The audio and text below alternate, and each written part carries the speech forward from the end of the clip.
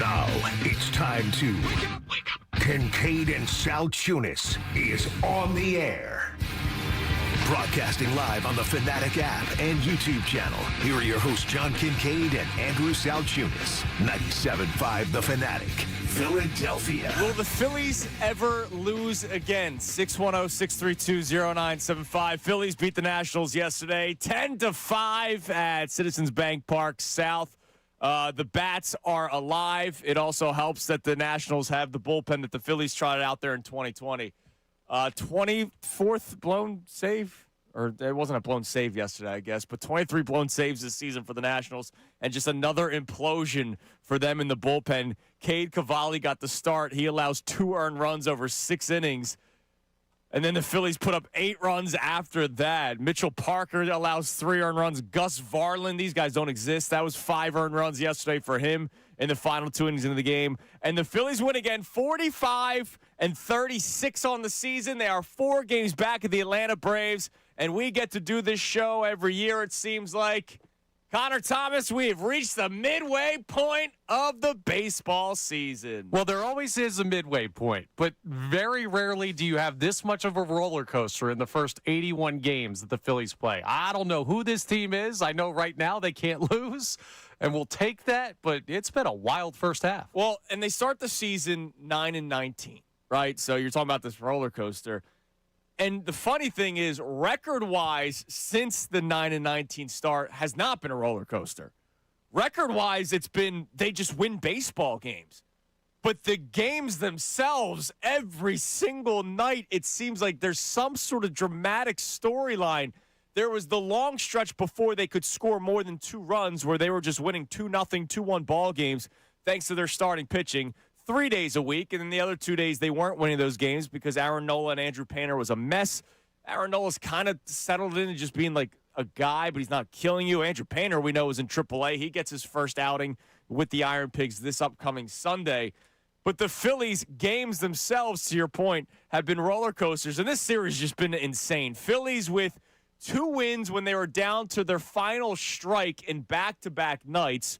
Trey Turner getting the walk 3 nights ago, starting the big rally where they score 8 runs in the top of the 9th. 2 nights ago, the Derek Hill 2-run home run with the final strike. And then last night, the major, I want to say major comeback, but the major run pouring on the Nationals. Phillies put up 10 runs yesterday. So we're 81 games in. We're going to talk about who this team is. But first, let's relive some of last night. The big moment for the man that is going into his old home, Bryce Harper, who spent 7 seasons with the Washington Nationals before signing his big 13-year deal with the Phillies. He had the big opportunity to break the game open. It was 5-5 after Brandon Marsh gets walked to make it 5-4. Alec Boehm hits the little dribbler where they can't turn 2. It's 5-5 going into the 9th inning, and here was Harper. Fly ball, left field, that's hit well. Lyles going back toward the wall. Gone! Opposite field, 2-run home run. Bryce Harper, the 9th inning magic, strikes again.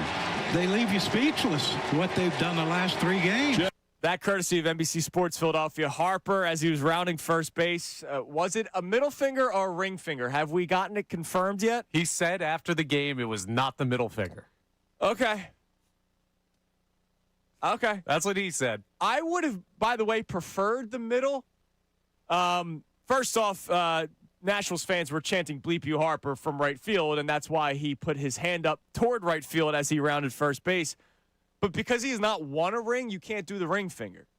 The Nationals have won. You have not. You can't do ring finger. I would have actually preferred middle finger, and he dealt with the fine with the millions of dollars that he makes every single season. He can do whatever he wants if he keeps hitting 9th inning go-aheads. Dude, it's been another great stretch for Bryce Harper. This Mets series that we just watched where he has the cycle and then the home run in the final game of that series and what he's done so far in D.C. Phillies take 3 of 4 against the Nationals.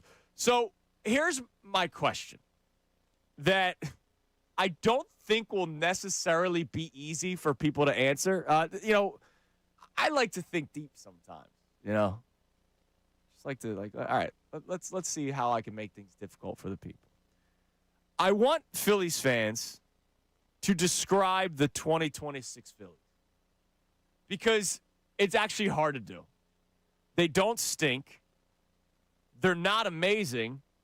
They have severe flaws, but the flaws clearly not enough to keep them from winning 90-plus games. Their flaws may be enough to keep them from winning a World Series, but they have a president of baseball operations that has shown that he can make successful moves at the deadline. The Phillies are so interesting to me because there are issues with this team seemingly night in, night out. The bullpen is still a bit of a problem. It was a little bit better yesterday. Alvarado had another clean inning yesterday. But we also see this bullpen kind of really have one guy that you truly depend on, and then the other guys are kind of wishy-washy. The lineup, when it's not Turner, Harper, Schwarber, hey, you're getting your nights from Alec Boehm. You're getting your nights from Bryson Stott. But this team only goes as though three guys go, and you should expect them to go, but they don't go all the time. This Phillies team was 9-19 at one point, fired their manager that really wasn't doing anything wrong. But when he gets fired, it's almost like the team finally realized that they weren't playing good baseball. Right? Like, Brandon Marsh, Amy Fadul's told us about it. Amy Fadul will be in studio today from 8 to 10. She did a special one-on-one with Marsh with the Phillies clubhouse, and Brandon Marsh was talking about how they knew they weren't playing well at the start of the season. When she mentioned that their record was 9-19, he did not realize it. He didn't realize that they were that bad. We do because we obsess over it. We talk about it all the time. But the players don't notice this stuff sometimes. It's just a job for them. I know we like to think that they love their lives because they play baseball for a living. I'm sure they do, but it's a job. They have to get up every morning. They have to go to the ballpark. I know I'm not acting like they have to do really hard work, but they're going there. It's their job. They don't realize standings. They don't realize record. They may realize in-game statistics, like Bryce Harper knew he was a triple away from the cycle the other day, but they don't realize as much as we do. They're not as in tune. There are some players that are, like Bryce Harper listens to the radio. We know that Bryce Harper is very much in tune with what's being said in the city of Philadelphia, but not everybody is. There are guys that I think in football don't realize they're out of the playoffs week 16, week 17. It's just the way that it goes. They didn't realize how bad they were doing. The manager got fired, and that was kind of like their moment of, oh, damn, we're playing really bad baseball this year. Let's kick it into gear. And it may sound so simple as that, but can you deny the results at this point? That moment was the moment, whether you think it was right or wrong for Rob Thompson, it was the moment that jump-started this team. Absolutely. Now, there's a couple other case studies in baseball. If you think it's that simple of just like, oh, they fired the manager, that was the move, it's not on the players or whatever, if you still have that take, there's a couple other teams. One, the Mets. They are sticking with Carlos Mendoza. Still, you're going to see them this weekend. They're terrible. They just had 6 errors yesterday in a game, or it might have been on Wednesday. Like, that team did not make a change, and they have not pulled out of it. The Boston Red Sox fired pretty much their entire major league coaching staff. They haven't turned it around. They've been slightly better than at the start, but it's not like they're making a run in the American League East. So at the end of the day, whether you fire the manager or not, the results of this team are going to be on the backs of the players. Yeah. Always have been, always will be, and the players have stepped up. They've absolutely stepped up. And look, you got carried by your pitching staff for a long time, and now the offense is saying, hey, we'll help you out a little bit. Christopher Sanchez, not a good outing yesterday. 4 earned runs in the very first inning against the Nationals. Yesterday's final line, 5 innings pitched, 7 hits, 5 earned runs, 1 walk, 6 strikeouts. His ERA now ballooned to 2.13 on the season. Because he's given up, 4 runs against the Brewers 3 outings ago and 5 runs yesterday against the Nationals. Are you worried about Christopher Sanchez? No, that's a joke. Don't start freaking out. But, you know, the offense has said, we'll take care of this recently, which is important because you need that give and take. You know, sorry, 2025 Eagles, you're going to catch a stray here. There was no give and take. It was just the defense kept on winning. At some point, that wasn't going to hold up. At some point, this Phillies team was not going to hold up if it was just 2-1 wins, 3-2 wins. Bryce Harper himself said it wasn't sustainable a couple of weeks ago. It's one thing for us to debate it on the radio, and I think for all of us to agree that it would not be sustainable. It's another thing where they start feeling it in-house. And this was after wins. Harper said it after a win that their winning was not sustainable without this offense or without any offensive production. You're starting to get into it. we can make all the jokes about hitting season. We could talk about June Schwarberfest. We could talk about what Bryce Harper's doing. But there are good things. The team is dangerous. We know that. They just have to put it together. So I went to ChatGPT this morning, Connor. Oh, I know where you're going with this one. Every once in a while, I go, you know what? Let's see if the computer can speak for me. All right, I'm not going to do the show the rest of the day. I'm just going to be reading ChatGPT the rest of the day. All I did was type in, describe the 2026 Phillies. Because I think it's really hard to describe who the Phillies are. Because there's the they stink crowd that's kind of just quiet right now. Or they're saying, we got a text yesterday, fool's gold. They're going to go cold in October. History tells you you're right. History tells you that's a fine take to make. It's not how I would live my life day by day with the Phillies team, because then I would just be a miserable ass, which I usually am. I want to enjoy myself whenever things are going well. There's also the fan that thinks everything's perfect. It's not. There are major flaws with this roster still, despite the incredible turnaround that they've had. So here's what ChatGPT had to say about the 2026 Philadelphia Phillies. They said they're one of the more eventful teams in baseball. As you said, roller coaster. They've had a turbulent season that can be summarized like this. A disastrous start, where the Phillies opened the year 9-19, well below expectations for a club built to contend. A strong turnaround. Since the managerial change, Philadelphia's played much better. Thanks, ChatGPT. As of June 26th, they're 32-29 and back in the playoff race. That's not accurate, is it? No. That is not accurate at all. Thanks, ChatGPT. Star-powered offense. Bryce Harper and Kyle Schwarber remain the heart of the lineup. Resilient comeback-heavy baseball. The Phillies have earned a reputation for dramatic late-evening rallies, thanks to the Washington Nationals. And then they talk about the veteran core with playoff expectations. But they finish it with this, in one sentence. The 2026 Phillies have gone from looking like a failed contender in April to looking like a dangerous momentum-building team by late June. Still imperfect, but capable of beating anyone when their offense catches fire. So forget the completely incorrect record that they threw out there. That last sentence, courtesy of the computer, is spot on. The problem is that it is spot on. Like, I've said this to you numerous times. I hate that they have to catch fire in order for them to win.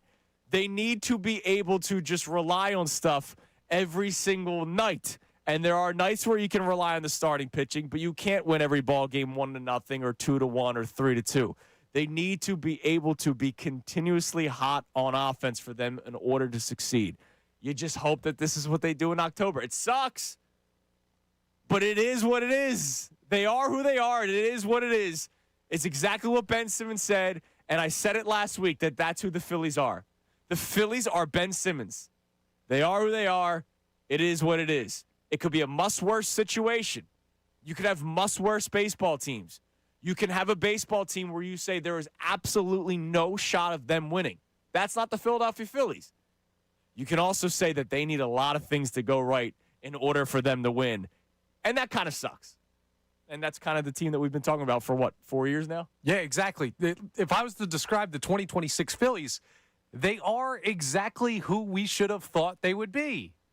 There should be no surprises. Now, how they got here is surprising. I didn't expect Rob Thompson fired, 28 games into the season, because if they were going to do that, I figured they'd do it after the Dodgers series, but that's ancient history at this point. This is a flawed team with the exact flaws that we expected coming in. Yep. They have all of the talent that we knew they had. They ran it back. You should expect a similar result from that, whether that's regular season or postseason. This has always been the story. They're going to be good enough to get there.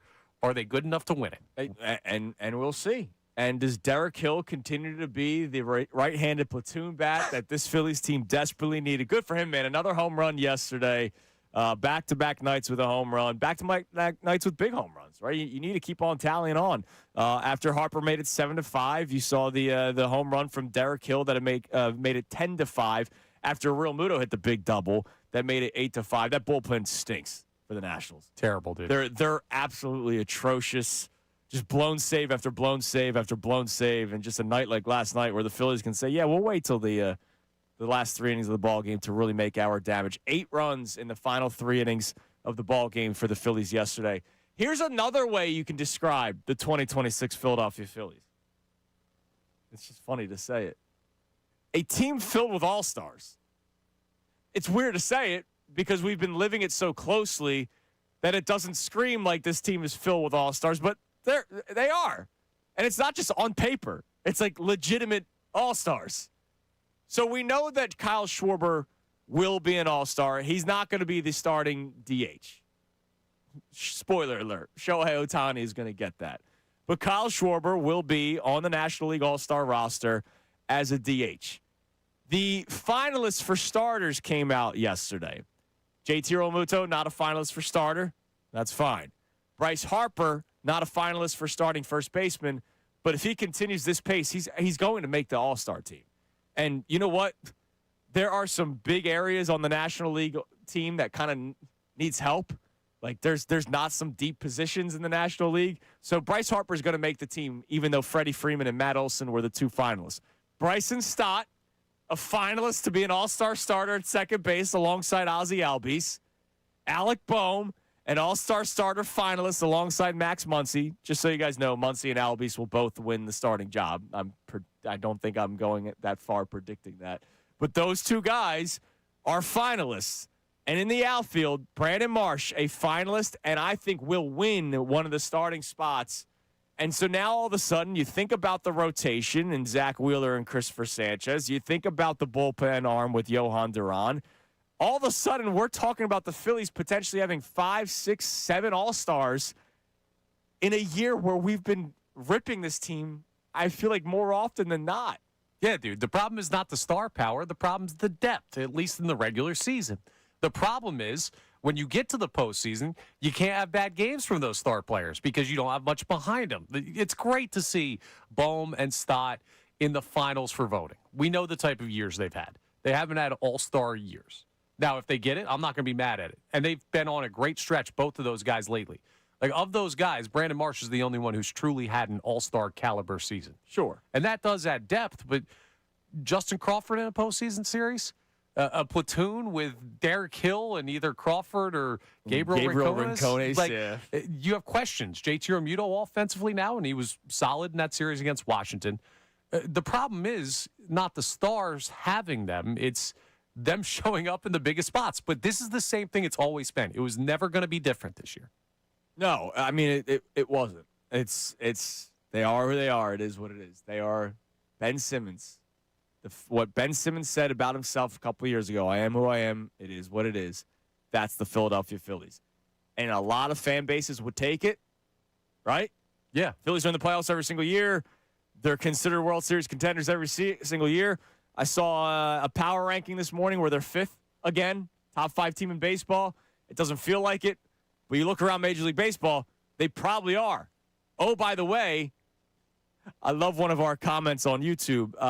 Sammy, I don't know if it's Choka or Chucha or Chocha. I'm sorry. Sammy chimes in. I don't think Chunas, Kincade, and CT18 were in this boat. But whoever said this division race was over needs to have their fan card suspended for a month and forced to sit through a fandom seminar. I don't know if anyone said that on this station. I don't know if somebody else said that around the city of Philadelphia. But to Sammy's point, when Eric Kratz said that the division race was over in like the first week of May, we were all like, look, it's bad right now, but you can't write this team off. You can't write off any team that has playoff expectations that early in the season, considering injuries can play a factor. Has Atlanta not dealt with that over the last couple of years? And we've seen the Phillies already do this before in 2022. They didn't win the division, but we saw this exact same roster have this turnaround. It's why when Eric Kratz, who I think he does a great job on his podcast, when he said that, I was shocked that a former baseball player said it. A former professional baseball player said it. It's one thing for you to say, okay, hot take radio host said that. No, this is a guy that played in the major leagues is writing off a team that is considered a World Series contender back in May. And here we are now, June 26th. The Phillies are 4 games back of the Atlanta Braves for first place of the National League East. They have answered 2 calls that I've had for them. The one when they had that stretch of like 5 series where it was against teams that they were better than on paper. They weren't better than them record-wise at the time. They were better than them on paper. I said, can they get back to 500 by the end of this stretch? And they answered that call. They finished 1 game over 500. I asked earlier this week, can the Phillies get within 5 games of the Atlanta Braves? It's still just Friday. There's still a couple of days left of the week. I do count Saturday, Sunday when it comes to this conversation. But as of this point, they answered that call. This Phillies team is not dead. There were a lot of people that wrote them off from making the playoffs. They're making the playoffs, and there is still an absolute chance that they win this division. Mark that down. You got to ask bigger questions. What's that? You're 2 for 2. Ask them if they're going to get, I don't know, the number 1 overall seed. If they're going to win the World Series, they're answering all your questions. Hold on. I can't listen. We got to go chronologically. I don't want to bite off more than I could chew. Okay. All right. Let's be fair. I am 2 for 2. Yeah. Oh, you know what? Heat check. You know what? Get me that big reliever in the back end of the bullpen. If I get that right, if the biggest name of the trade deadline is a reliever, Dave Dombrowski has been listening to the show and has been sending the message to the players. I mean, Rob Thompson admitted that they were left-handed heavy. I think they're starting to listen to Andrew Salciunas. It's good. They should. All right, coming up next. We moved it to Friday this week. We didn't do it Wednesday. Debate day. So start sending in your debate day questions. If you don't know what debate day is, maybe you're tuning in for the first time. Good morning. Thanks for joining us. I'll explain more coming up next. But it's a way that I can help you or make it worse for you because I'm always on the right side of history when it comes to debate day. Also, the Phillies and their run scoring. Connor, I think there is a direct correlation right now. And you know what? I am 3 for 3 because this man answered the call too. It is Kincade and Salciunas. Johnny out today. He'll be back on Monday here on 97.5 The Fanatic. Now on 97.5 The Fanatic Sports Update. The Phillies' magic continues. I'm Connor Thomas, and for the 3rd straight game, the Phillies kept their 9th inning magic going, coming back from down 5-0 to win 10-5. That was over the course of the game, but it was another 5-run 9th inning that started with a 2-run home run from Bryce Harper to put them up. He talked about the team building momentum with the NBC Sports Philadelphia broadcast. Yeah, we're coming.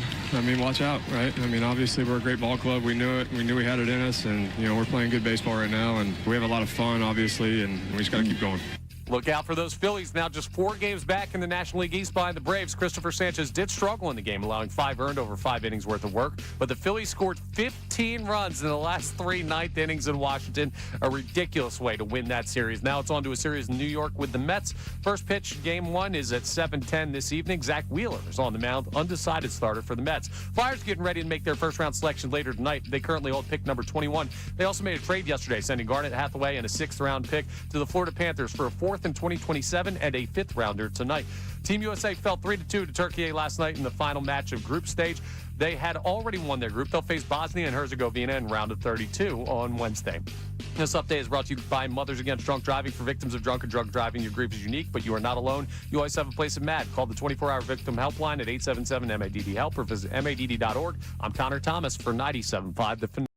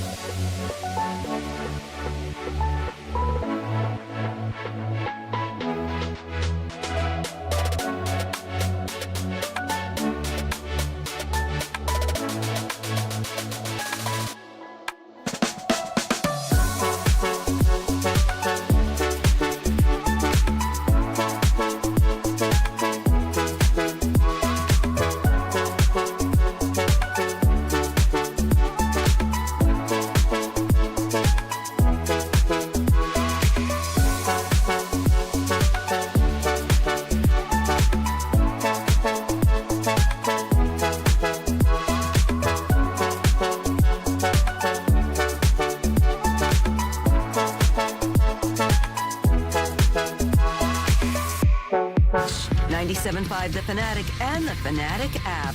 This hour of Kincade Salciunas is presented by Bradford White Water Heaters. Bradford White, they're here for the pro. All right, our question for you to chime in on, phone lines. Would love to get some calls today.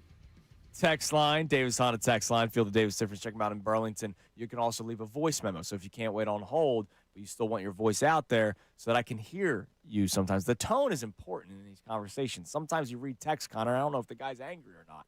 So leave your voice memos, 610-632-0975. Describe the 2026 Philadelphia Phillies. A couple of weeks ago when even I was as down bad as I was, I didn't count them out because you have three horses, especially when we started seeing Zach Wheeler really be Zach Wheeler. That was big for me. When Zach Wheeler first came back, there was the sort of unknown of who he was.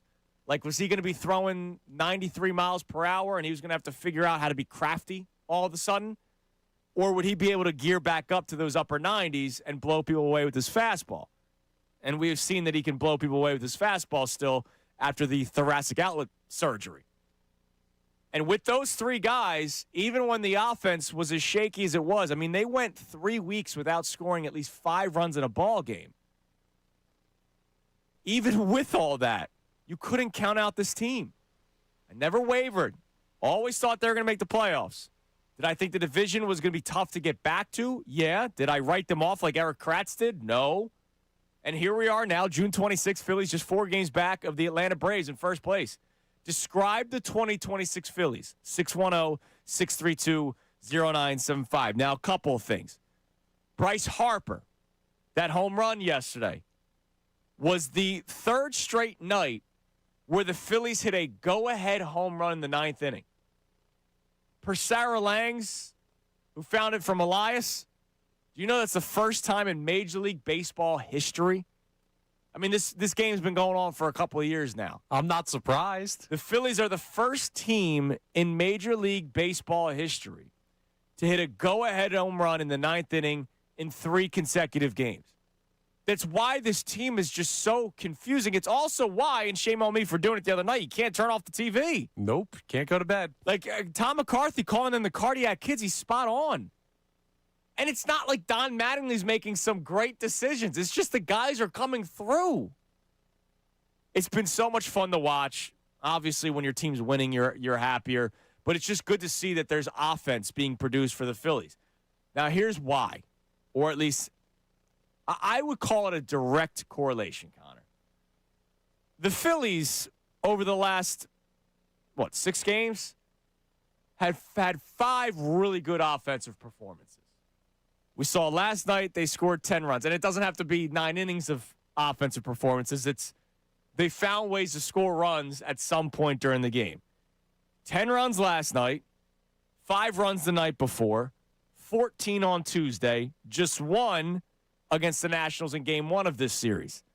6 against the Mets on Sunday, 15 against the Mets on Saturday. So over the last 6 games, the Phillies have put together offensive performances that we were not seeing for a large part of the season this year.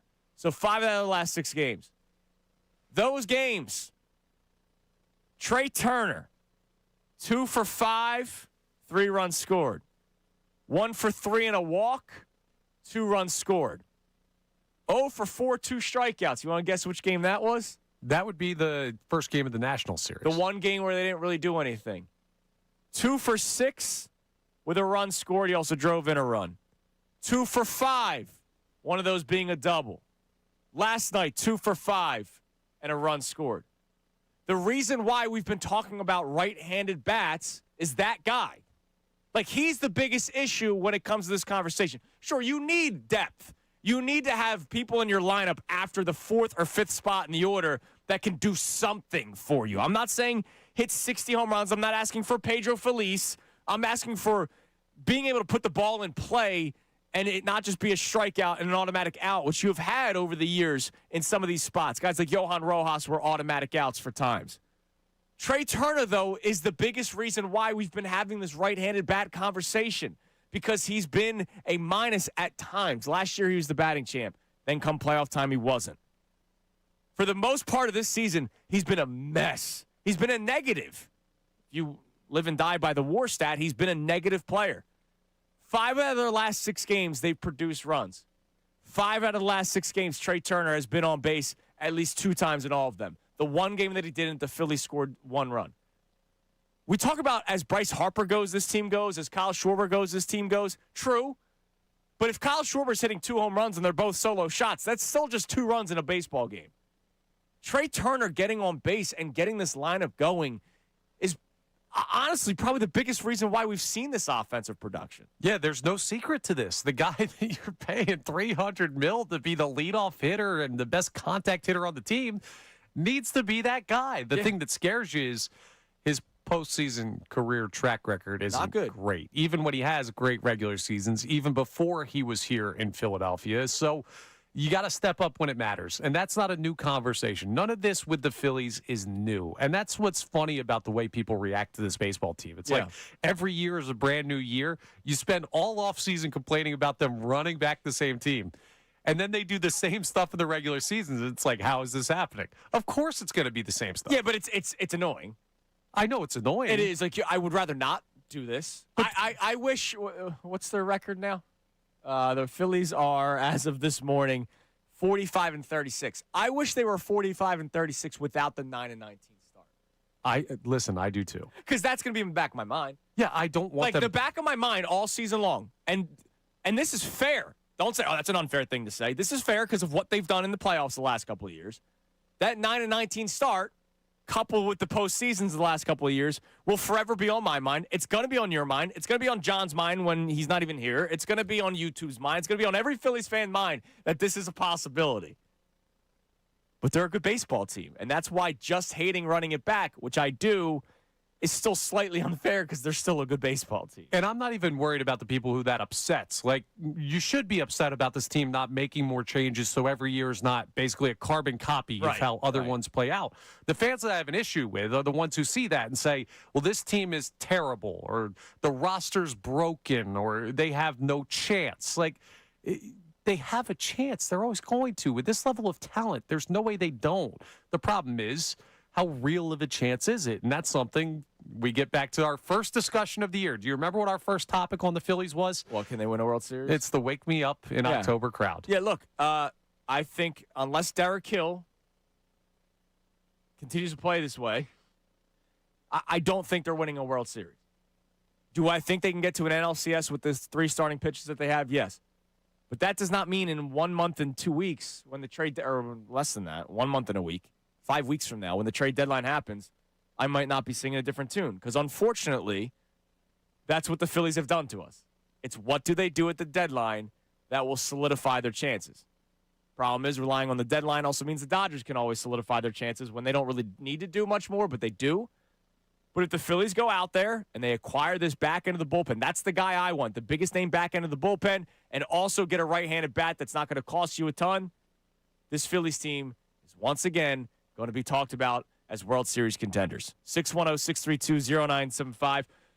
All right, before we get to the Davis Honda text line, it is debate day. We usually do this on Fridays. If you're just tuning in and you don't know what debate day is, we usually do this on Wednesdays, and it will continue even after John parts ways at the end of July. Debate day is just a day where you send in the latest things that you have been debating at the bar, the latest things you've been debating with your wife. That could get you in dangerous waters if you're sending that in. The latest thing you're debating with your buddies over text. I don't care what it is. I prefer non-sports, but I'll take the sports questions, obviously.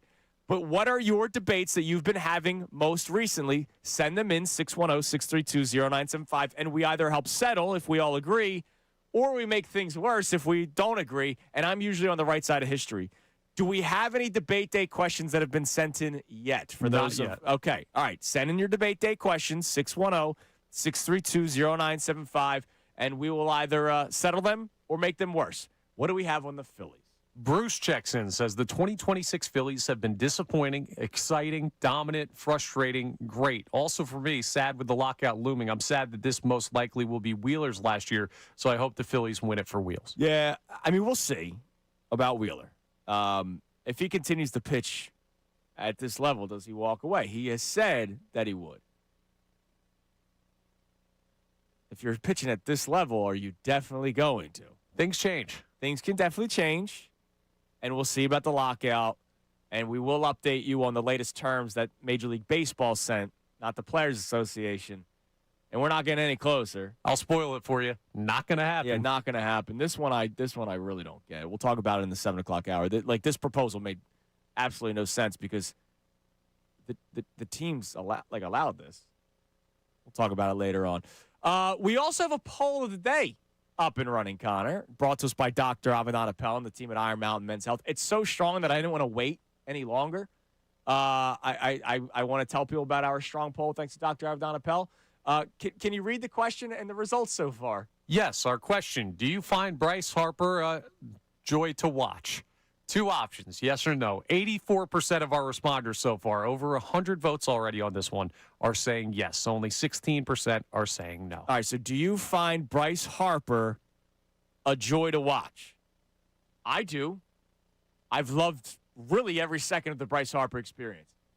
Can I complain every once in a while about the bad base running? Absolutely, I will.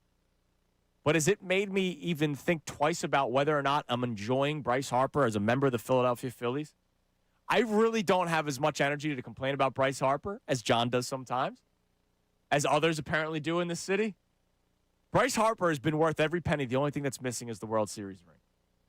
And you hope that he gets that this year. And the best part is you can't put it on him. He's been performing in the postseason. Except for Game 6 and 7 of the Diamondbacks. Right, guess like everybody what? else. He hit you to the World Series the year before and was a big part of getting to that NLCS.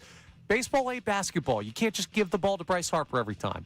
Other guys have to be a part of it. Yeah, I hear you. I find Bryce Harper a joy to watch. I agree. Not so much annoying, more so a joy to watch. What about you? 610-632-0975. All right, coming up next, an update on an all-time bad tweet in terms of Juju. It may actually be worse than the New York Giants boat tweet. It may be, because this is like a singled out post that has just gone completely sideways for somebody. Also, there was a big trade in Philadelphia yesterday. We'll tell you what next here on The Fanatic. Now I'm going to tell you about FanDuel Sportsbook. Yesterday, Team USA, I told you to do this. They lost yesterday to Turkey 3-2. But I've been telling you about this awesome promotion that FanDuel has been offering for you and will continue to offer you throughout the World Cup. On the biggest stage of the world, FanDuel in partnership with Valley Forge is changing the game because sometimes your player gets subbed off and your bet goes with them. Well, not anymore. With FanDuel Super Sub, if your player is subbed out, your bet stays in. If your player leaves the match, your bet continues on with whoever the player is that replaces them. It's at the original odds that the game started at, but your bet continues. Your bet stays alive. You don't just rip up your ticket. And last night, Team USA, they played the game of, all right, let's play a lot of our backups. Let's take some guys off the pitch a little bit earlier than we normally would to keep guys' legs fresh for the round of 32.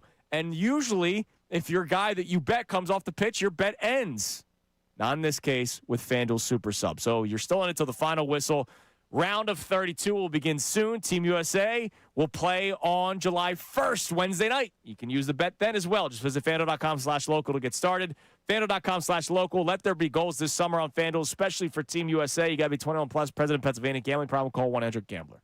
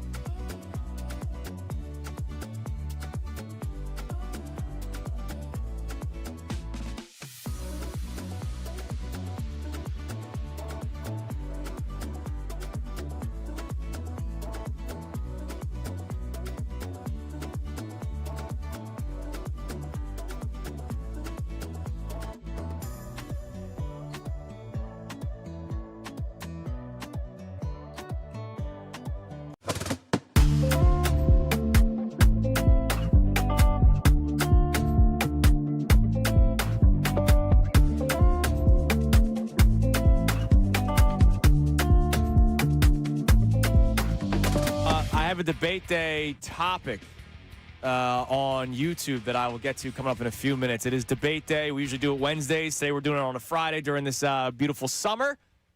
Debate day, if you don't know what it is, what's the latest thing you're debating with your buddies at the bar, on the golf course, at work, with your wife, whatever. Send it in 610-632-0975 on the Davis Honda text line, and we will address it.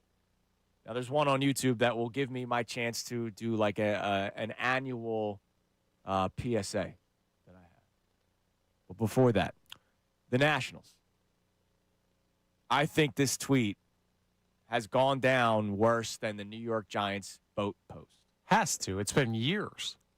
Well, the Giants haven't been good right, in but years either. That was more just like when OBJ and them were on the team. The first time. Now that he's back. Yeah, that's right. I keep on forgetting about that. In case you don't remember what the New York Giants boat picture was, the New York Giants posted a photo in 2017 of them, on a boat, bunch of guys shirtless, they're just flexing on them, right? Like this is who we are. Since then, it was before the 2017 season. They went 3-13, 5-11, 4-12, 6-10, 4-13, 9-7-1. Lost to the Eagles in the playoffs. 6-11, 3-14, 2-10. Pretty bad. But that was like league wide. The Nationals, if people don't remember, put out a post on August 25th of 2020 after what I'm guessing was their last series against the Phillies of that season. Beating Philadelphia isn't as hard as Philadelphians say it is. Because we took great pride in the Philadelphia South, taking over the ballpark, which we still do. At the time, the Nationals had an all-time record of 140 and 139. Maybe that's why they posted it that day, because they went over 500 all-time against the Phillies. And they said, all right, this is the time to post it. Do you know what the Nationals' record is against the Phillies since that post? I know it's not good. The Nationals, since putting out that tweet, are 29 and 65 against the Phillies for a whopping record all-time of 169 and 204. That's an all-time bad juju. We post this.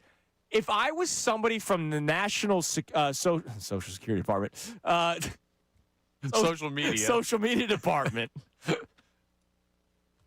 If I'm it's DC. If I'm somebody from the National Social Media Department, I would make fun of that tweet and do some sort of seance. Like I would do some sort of event where you print out the tweet and you burn it, and you hire one of your Etsy witch doctors, because this is just an all-time. You posted that and you have been absolutely destroyed since then. I appreciate that. The other thing, Flyers made a trade yesterday.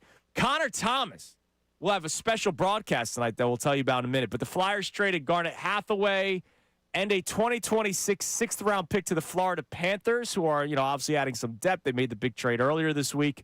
Flyers, in return, get a 2026 fifth-round pick. So they get a fifth-round pick for this year's draft. They move up one round, and a 2027 fourth-rounder. And they save $1.2 million in salary for doing this deal. So really just a salary dump, and it frees up a roster spot to give one of the young guys that came up late last season a full-time spot. The CT, number one hockey guy on 97.5 The Fanatic, as anybody knows, about a month ago brought up Garnet Hathaway is going to get moved this offseason. How about that? He's 34. He doesn't fit the window. He had a big enough salary that you had to move on from it, and you move up a little bit in draft position this year and next year. So it was a move that had to happen, and this is more what this offseason is going to be. Cutting costs, moving away from older players who don't fit the current window, and trying to find a way to get some type of assets out of it. Yeah, absolutely. So you have a special broadcast tonight. Can you tell the people what the broadcast is? Yeah, absolutely. We're going to be down at the Flyers draft party in AC at the Hard Rock. We got a lot of great guests. We're going to have players. We're going to have executives. We're going to have some of the broadcasters.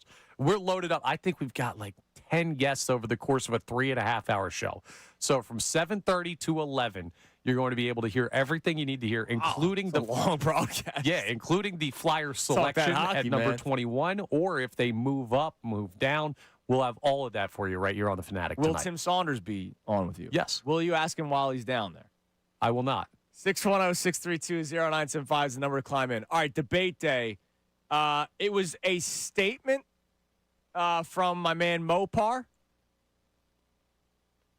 And it's going to lead to sort of something I've been saying for years. His statement is, my debate locally is with weird North Jersey people I hang out with thinking a good cheesesteak comes from Jersey Mike's. So here's my annual statement. All cheesesteaks are good cheesesteaks.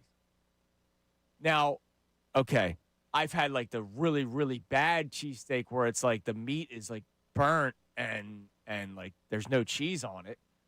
But what I'm talking about is when it's done properly, good cheesesteak, good meat to cheese ratio, and as long as the bun's not some soggy, disgusting bun, every cheesesteak is good. Cheesesteaks at Pat's and Geno's are good. Cheesesteaks at the Corner Spot are good. Cheesesteaks at a diner are good. Cheesesteaks at a Wawa are good. Now, there's levels. There's power rankings. There's better cheesesteaks than some others. But cheese and meat on bread is a good combination. It's hard to screw up. And it's hard to screw up. I love this city. I love the debates that we have over our favorite spots. It's great. I could do that every day of the week. Every day I can say, tell me your favorite cheesesteak spot. And then you'll have 75 different people give you 75 different places. And there will never be the number one spot. Never. But all cheesesteaks are good cheesesteaks as long as they're done correctly. Yes, there's one thing I'll stand on. I will not allow any wiggle room on this. If you call it a Philly cheese at your establishment, I'm not eating it. Yeah. That's where we draw the line. Yeah, and you can't go Philly cheesesteak outside of Philadelphia. But, look, I had a cheesesteak in Florida a couple months ago. Why? I was craving one. Okay. We were at a restaurant. It was on the menu. Dude, it tasted fine. They don't all taste the same. They have different tastes. But to say oh, that place stinks, it doesn't, dude. It doesn't. That's my PSA on this debate day Friday. All right, continue to send them in, 610-632-0975. And how would you describe the 2026 Phillies? A team that at one point was 9-19 and is now just 4 games back of the Atlanta Braves, and somebody had them 5th in their power rankings again. They're a good club, as Dave Dombrowski calls them. Are they an elite club? That's left up for debate. Is Bryce Harper elite? Yes, he is. And speaking of Bryce Harper, I love him. You know that. I don't have as many issues as the man that normally sits to my left. But there are 2 things Bryce Harper related that I would like to discuss. One, that I need to know if he's serious about this, something that he said last night. And 2, speaking of serious, how serious he is about winning. I'll explain more coming up next. Kincade Salciunas, 97.5 The Fanatic. Now on 97.5 The Fanatic Sports Update. A third straight 9th inning comeback. I'm Connor Thomas, and for the third straight game, the Phillies kept their 9th inning magic going, coming back from down 5-0 earlier in the game to win 10-5. Bryce Harper's 2-run homer in the 9th started a 5-run inning that would lock down the win for the Phils. Here's how it sounded on NBC Sports Philadelphia. Fly ball left field. That's hit well. Lyles going back toward the wall. Gone! Opposite field. 2-run home run. Bryce Harper, the 9th inning magic, strikes again. The Phillies have now scored 15 runs in their last 3 9th innings down in Washington. It was a ridiculous way to win the series. We will take it. And now it's on to a series in New York with the Mets. First pitch of Game 1 is tonight at 7:10 p.m. Zach Wheeler on the mound. The Flyers are getting ready to make their first-round selection later tonight. They currently hold pick number 21. The draft starts at 7. They also made a trade yesterday sending Garnet Hathaway and a 6th-rounder to the Florida Panthers for a 4th in 2027 and a 5th-rounder tonight. Team USA fell to Turkey 3-2 last night in the final match of group stage play. They had already won their group. They'll face Bosnia and Herzegovina in round of 32 on Wednesday. Amy Fadul joins us from the 8 o'clock hour till the end of the show. Kevin Kurz, the Athletic, talks Flyers draft with us at 9:30. This update is brought to you by Rosenbaum Injury Law. If you've been injured, don't settle for less because winning means everything. Call Rosenbaum and Associates today for a free consultation. I'm Connor Thomas for the home of the Sixers, Flyers, and Union. 97.5 The Fanatic.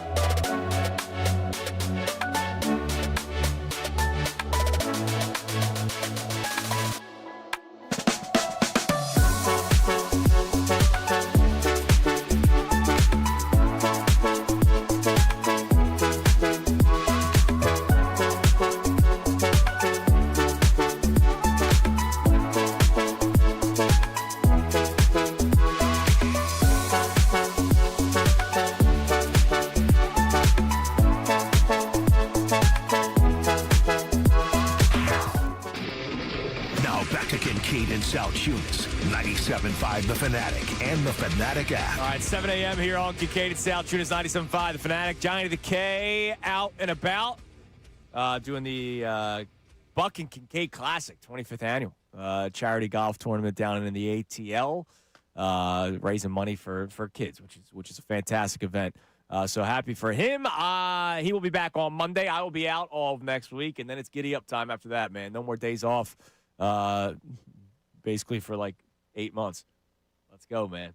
Next week, I will enjoy my time off next week because in the back of my mind, I'm going to be thinking, dude, it's over after this, man. No more summer vacation. All right, Phil's win yesterday. Again, another incredible come-from-behind win. And they once again hit a go-ahead home run in the ninth inning. Third straight game where the Phillies hit a go-ahead home run in the ninth inning. Brandon Marsh 3 nights ago. Derek Hill 2 nights ago. Bryce Harper last night. And it is the first time in Major League Baseball history where a team has hit a go-ahead home run in the ninth inning in 3 straight nights. Unbelievable. But I want to talk about Bryce Harper a little bit here. So Harper was the hero yesterday in the ninth inning. And he was getting booed mercifully throughout the entire game. And to me, that's no surprise. But to him, apparently it is. This was Bryce Harper yesterday after the game outside of his locker talking about the reaction he gets from Nationals fans. Yeah, I mean, you guys know, everywhere I go, I get booed, and if they say my name or boo or anything else, I love it. It's all part of it. So it's weird coming from a fan base, obviously, that I've sweated for. But there's a lot of people around here that enjoy me. It's all part of it. It's all fun. Is he really that confused? Like, let's face it, it's sports, right? First off, whenever a player leaves, you always feel a certain type of way. Now, I probably wouldn't boo if I was a Nationals fan, just like I didn't boo Jason Worth when he went to the Nationals, because I'm somebody that says, hey, if you can get paid, go get paid, man. Go for it. Phillies weren't offering the Jason Worth the money that he wanted to get. He got it from the Nationals.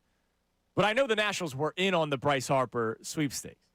Kind of. I don't think they didn't offer the money. No, they did. But what they did was they did it like during a game that he was out of. Like they just called him back to the clubhouse. Yeah. He talked about it on the Bussin' with the Boys podcast. He's like, they just didn't handle it right. Yeah, and that's weird. on your team. Yeah. But let's face it, even during every report was never Nationals. It was Phillies, Dodgers, or Giants, or Yankees. Like that was early on. And then eventually, whether you believe Bryce Harper or not, he says it was just the Phillies and the Giants that it came down to. Maybe it did come down to those two teams like the last day. But for the most part, those were the 4 teams that you constantly heard. You heard Phillies, you heard Giants, you heard Dodgers, you heard Yankees. And, of course, 3 of the teams are familiar names that you hear. Giants, that one's kind of surprising. But the Nationals, were never really on his list. So if they were never really on his list and they were the team that got you and brought you up through the farm system and made you, even though Bryce Harper was heading towards superstar stardom at the age of 14, they marketed Bryce Harper before anybody else. They had the big poster of Jason Worth in center field, and everything else was Bryce Harper. And you left. And that's sports. Nobody's blaming him for it, but is he really that surprised that Nationals fans are still booing him to this day when he's Bryce Harper?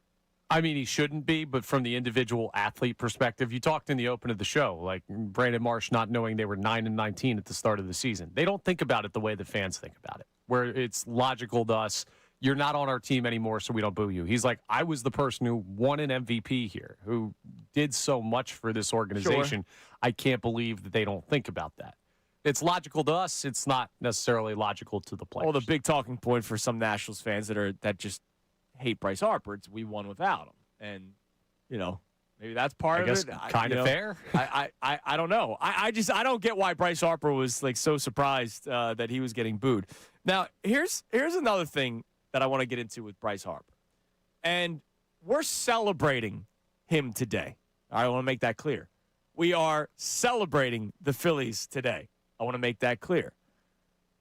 But just yesterday, John Heyman was on the Foul Territory Network? I think it was. Yeah. So Foul Territory Network talking about the upcoming trade deadline. And obviously the Phillies are one of the teams that any podcast that has baseball insiders will address because we know that the Phillies need to add. We know who the president of baseball operations is. We know that they are a World Series contender, whether people want to admit it or not. We'll check the text line on that momentarily. So any sort of reporter, anybody that covers baseball will have the Phillies as a team that they will do, their texts out, text the GM, say, what are you hearing? And then they're going to bring it to their podcast because people like us will play it and react to it. So this was John Heyman talking about what the Phillies could do this upcoming trade deadline. Linked, at least speculatively, Chapman to the Phillies. The Phillies need a right-handed bat. Interesting about the Phillies, where they find that right-handed bat. I love Contreras for the Phillies. They need a big hitter, really. Chapman's a good defender, and so you can move Bohm to first base. You can move Harper to the outfield. That works. So he's talking about Matt Chapman, by the way, not Aroldis Chapman. Matt Chapman, third baseman of the San Francisco Giants, a guy that was a really, really good player a couple of years ago. It just hasn't. He's been okay with the Giants, just not what they expected. So Matt Chapman has been talked about a lot, in trade talks. The thing is, when you hear John Heyman talk about Harper to the outfield, it has been said numerous times now by both Bryce Harper and the Phillies organization. I want to make that clear, that the organization says it too, that Bryce Harper is their first baseman. Now, I say the question kind of tongue-in-cheek, how serious is Bryce Harper about winning? Because I know Bryce Harper wants to win a World Series. It's the only thing that's missing from his resume. So I would imagine that Bryce Harper would do whatever it takes in order to win a World Series. But the one thing that I question, like when he says I'm 100% committed, maybe he's 99. If the best move for this team, and this is the second straight year we can have this conversation, if the best move for this team is him going back to the outfield, why is it completely denied? Like, it's one thing where we're saying he's becoming a very good first baseman, because he is. The guy's playing Gold Glove caliber first base. But if the team is better with Matt Chapman, or name your right-handed batter that can play a corner infield spot, and he's obviously blocked at both spots right now, and you have an obvious name that you could move out to the outfield, why does it get shut down so quickly by both the Phillies and Bryce Harper? Yeah, I don't understand that at all. And this is a recent development. As recently as this offseason, we had the Pete Alonso conversation. Yeah. And Bryce was willing to move to the outfield if a deal like that got done. That was something that at least speculatively, was considered by the Phillies. I don't understand what's changed between now and then. It's weird because Dombrowski was flat out no, we like him at first base. Bryce likes being at first base. And Dave Dombrowski, I don't think ever really sugarcoats things he says, so much that I actually hate some of the things that he says. We're a good club, being so happy about that. It's something that I'm confused by. It's something that, maybe if you have time, text one of our local Phillies reporters. Just maybe have Tim Kelly pop on for a few minutes. Because it's my number one question. If Bryce Harper and the Phillies are saying, no, he's our first baseman, but may also realize it's the best move, why wouldn't they do it? I don't think any listener can answer that question for us, because this is a Phillies decision and a Bryce Harper decision. And it doesn't change my view on Bryce Harper. It doesn't change my opinion of Bryce Harper.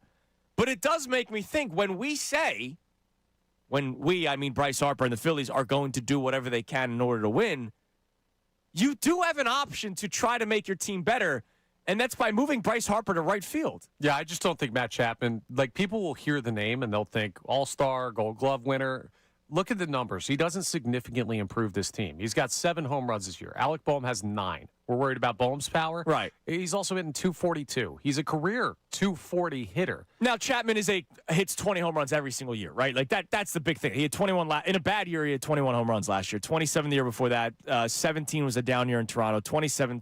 So before this year, over the last 5 seasons, he's hit at least 20 home runs in 4 of the last 5. So the pop is still there. It's not 40 home runs, but it's also not 5. He will finish, I would imagine, close to 20 home runs by the end of this season. Yeah, I got you. Is that worth, though, making? And the Phillies may look at it and say, at this point in his career, Bryce Harper's not good enough in right field. They could say that. That would be my guess. They could say that. Now, look, I'm not saying it's Matt Chapman or bust, right? Like, let me make that clear. My answer still, if you ask me, what do you want the Phillies to do at the deadline, will be the biggest name as a reliever, and you add some sort of right-handed bat, and you hope things work out. Like, that's still my answer. I just need to understand. I need somebody to explain to me why we talk about doing whatever it takes to win, and yet it doesn't totally feel that way sometimes. Because that is a logical answer. A logical answer is, all right, you take a bit of a hit in terms of your defensive ability in right field, but you finally got that right-handed bat. And it doesn't have to be Matt Chapman. It could be anyone. We talked about Eugenio Suarez last year. I wanted him last year. I wanted Bohm to move the first last year. I wanted Harper to move the right field last year. For a guy that hit 48 home runs last season? And there were people within the Phillies organization and within our fan base that said this isn't the right move to make. Why not? Because there is no outfielder available. There's no superstar or strong right-handed bat available in the outfield. You can maybe find one at a corner spot, but if Bryce Harper doesn't move, then this conversation doesn't exist. And that's the question I have. Why doesn't it exist? Yeah, I mean, we have the party line right now, which is it's not happening, and they're not going to explain it. So we'll see if we get anyone that has more information on that, but it's very strange that they have just taken it off the table all of a sudden. And the fact that the organization is in on it too makes me feel like, hey, all of the injury stuff Bryce Harper has gone through, where he's at age-wise, he's not capable of playing a quality right field. Sure, I'm not asking for 5 years of it. I'm talking about now. Like, if you're looking at a guy and you're like, he would be a liability in the outfield, and he is a Gold Glove nominee at first base, and we don't want to make that move because we don't think the offense will make up for the defense, then that's fair. Then that might be the most logical answer. It might be, and that's fine. I just need to hear it. Like, I just hear, like, nah, he's our first baseman. And then I hear we're going to do whatever it takes to win. And then I go, well, then there is an avenue where you could do that. But it just seems like it gets completely shot down every single time, except for, as you mentioned, the Pete Alonso talk. That I don't know if that even really carried much weight because they signed Kyle Schwarber, and that was pretty much it. Yeah, which also, if it's Schwarber or Alonso, we're taking Schwarber 10 times out of 10, right? Right. But you could have had both. It's not my money. Yeah.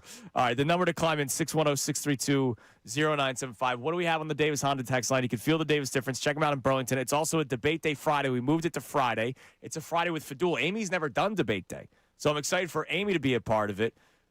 You send in any debate that you've been having recently with your buddies, either at the bar, golf course, you name it. You know what debates are. What's the latest thing that you guys have been debating? We either help you settle it or we make things worse. And, of course, the Phillies. If you can explain or describe the 2026 Phillies, how would you do that? What do we got? Jay-Z from Northeast Philly says it's not confusing at all. They are an above-average team that beat up on bad teams. Nationals aren't bad, but they have a terrible bullpen, and they can't hit good pitching. So the Phillies can't hit any good pitching, and the Nationals can't hit good pitching? No, the Phillies can't hit good pitching. The Phillies could hit good pitching from the right side. They can't hit good pitching from the left side. Yeah. It's a very we're halfway there. That's a very big distinction right there because they faced a good left-handed pitcher at the beginning of this series and then they lost 4-1. And that's the funny thing, right? Like, it's amazing how we do this show every single day. We get things wrong. Shocker. Speak for yourself. We get things wrong sometimes. And sometimes we're feeling vibes. We're feeling sky high. Monday morning, I come on here and I say the series against the Mets reminded me that this Phillies team can still be dangerous. And I think we all needed that reminder. And 12 hours later, they start a game in which they score one run against a left-handed pitcher against the Mets, and they had 5 hits. It's amazing.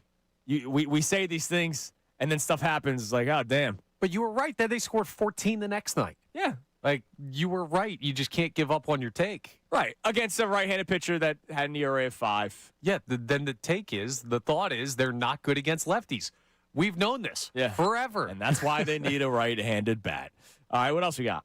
All right, we also have a check-in for Debate Day. Oh, good. So Sean from Delaware wants to know, what was the best school lunch? Taco salad, chicken patty, or Italian hoagie?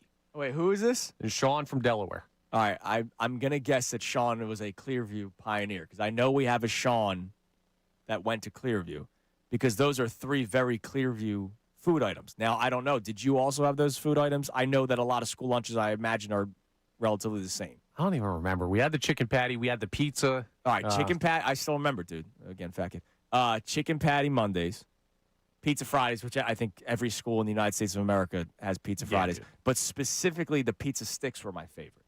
Pizza sticks? They were just the dough with the cheese on the inside, and then you dip it in the marinara sauce. There was something about them, bro. They were crack. It was unbelievable. Taco salad Thursdays. Hoagie day was Tuesdays. And then Wednesday was like the something different every single week. So I still remember these things like it was yesterday. What were the three options? Taco salad, chicken patty, or Italian hoagie. Taco salad because I got lunch every Thursday. Mondays I rocked with the chicken patty, but I would sometimes bring in a PB&J on a Monday. You're bringing food when you got school lunch? Yeah, you had to pay. You didn't have like a meal plan or anything like that? No, my parents didn't love me. Oh, okay. No, you had to. You had to pay. Oh, I didn't realize that. No, All sorry. right. Yeah. Thursdays was taco salad day. Like it was, we're bringing the cash. You know, I'm going through my drawers and I'm finding some coins here, man. And we're going taco salad Thursday. Yeah, I just had the card swipe. We had buffet style. Oh wow. Yeah. Must be nice. Oh, there's 2,400 kids at RV, man. We had Parents hug you too. once or twice. You all right in there? Just saying. All right. No, my parents love me. I love them. I have a out of left field question, and it's something that I just read on ESPN.com. It was posted yesterday, and oh my God, this is going to cause a bleep storm in this city. I'm going to take you to April and May of 2027. That's going to cause a crap storm in the city. And as the partner of the Sixers, got to be a little careful here. Joshua Harris, who is the owner of the Philadelphia 76ers. As you guys know, I talk about it. You cut the checks. Stay away from the basketball team. Just cut the checks. And he does that. Right? I know there's some other stuff going on, in his personal life. But when it comes to the basketball, cut the checks. Stay away. So I don't feel the same way that others do about, like, the association with the Commanders. Because until the Sixers are the Miami Marlins, I'm like, all right, they're still paying. Did you see the announcement yesterday in the world of football? No, I didn't. The NFL draft will take place in Washington, D.C. The draft will be April 29th, April 30th, and May 1st. As the owner of the Washington Commanders, he's got to be at the draft, right? Like, he's talking to, I imagine, clients. I guess so, yeah. What's usually going on end of April, early May? Postseason? Yes. So you're saying that him going to that, I don't think. Do you think people will care? But I know some people will care. People will. People will. They're because people have an opinion about him, and they will. He's not playing point guard. I don't need him at a Sixers playoff They game. will say, wow, look at our absent. And look, it's a fair look. I'm not saying that's unfair to say. People will say, look at our absent owner, not at the playoff game. Now, he's always there. He is. And that's where we start getting unfair. People get mad when he's there and they see him on TV. What do you want? He's not an absent owner. Like, he sits at a lot of games, regular season too, courtside. But if he misses a playoff game for one of the 3 days of the NFL draft, what's that reaction? If they win, I don't think anyone notices. If they lose, I think people lose their minds. This is like people that are mad this year about the Phillies not being able to hit lefties. It's like, what did you think? It's his childhood team. We knew when he bought that team that they were the favorite. Like, it's been well documented. So what? He chooses them over us, and we're supposed to be surprised? There haven't been many necessarily conflicts of interest in terms of the two cities, at the same time. Right, but what did you think was going to happen? Are you floored that he would be? I'm not, but people are. I don't understand how you are. I wonder if people would have a problem if he missed a Sixers playoff game for a night at the NFL draft. All right. You can chime in if you want on that. We don't really have to. Describe the 2026 Phillies. We'll update you on the Twitter poll that involves Bryce Harper and whether or not you enjoy watching him play. A little bit different terminology from earlier this week. I enjoy watching Bryce Harper play. Do you? And it's a debate day. Debate day Friday. Send in your debates. We'll either settle them or we'll make them worse. 610-632-0975. We'll do all that coming up next. But also, all this great Phillies talk, well, enjoy it now while it lasts. Major League Baseball's latest proposal to the MLB Players Association, and even where I don't care about any of them, I just want them to play baseball if they truly care about the fans. Even I looked at this when I said, what the hell are you doing? This is stupid. Kincade and Salciunas, 97.5, The Fanatic. Now on 97.5 The Fanatic Sports Update. Harper makes it 3 straight. I'm Connor Thomas, and for the 3rd straight game, the Phillies kept their 9th inning magic going, coming back from down 5-0 earlier in the game to win 10-5. Bryce Harper's 2-run homer in the 9th started a 5-run inning that would lock down the win for the Phils. He talked about the team building momentum after the game with the NBC Sports Philadelphia crew. Yeah, we're coming. I mean, watch out, right? I mean, obviously we're a great ball club. We knew it. We knew we had it in us, and we're playing good baseball right now, and we have a lot of fun, obviously, and we just got to keep going. Look out for those Phillies, just 4 games back of the Braves in the NL East, and they've scored 15 runs in their last 3 9th innings. Wild work in Washington to win that series. Now it's on to a series in New York with the Mets. First pitch of Game 1 is tonight at 7:10 p.m. Zach Wheeler is on the mound. The Flyers are getting ready for their first-round selection later tonight. They currently hold pick number 21 in the first round of the NHL draft. Also made a trade yesterday, sending Garnet Hathaway and a 6th-round pick to the Florida Panthers for a 4th-rounder in 2027 and a 5th-rounder in this year's draft. Team USA fell 3-2 to Turkey last night in the final match of group stage play. They had already won their group. They'll face Bosnia and Herzegovina on Wednesday in the round of 32. Amy Fadul joins us from the 8 o'clock hour to the end of the show. Kevin Kurz of The Athletic joins us at 9:30 to preview the Flyers draft. I'm Connor Thomas for the home of the Sixers, Flyers, and Union, 97.5 The Fanatic and the Fanatic app. Got something to say about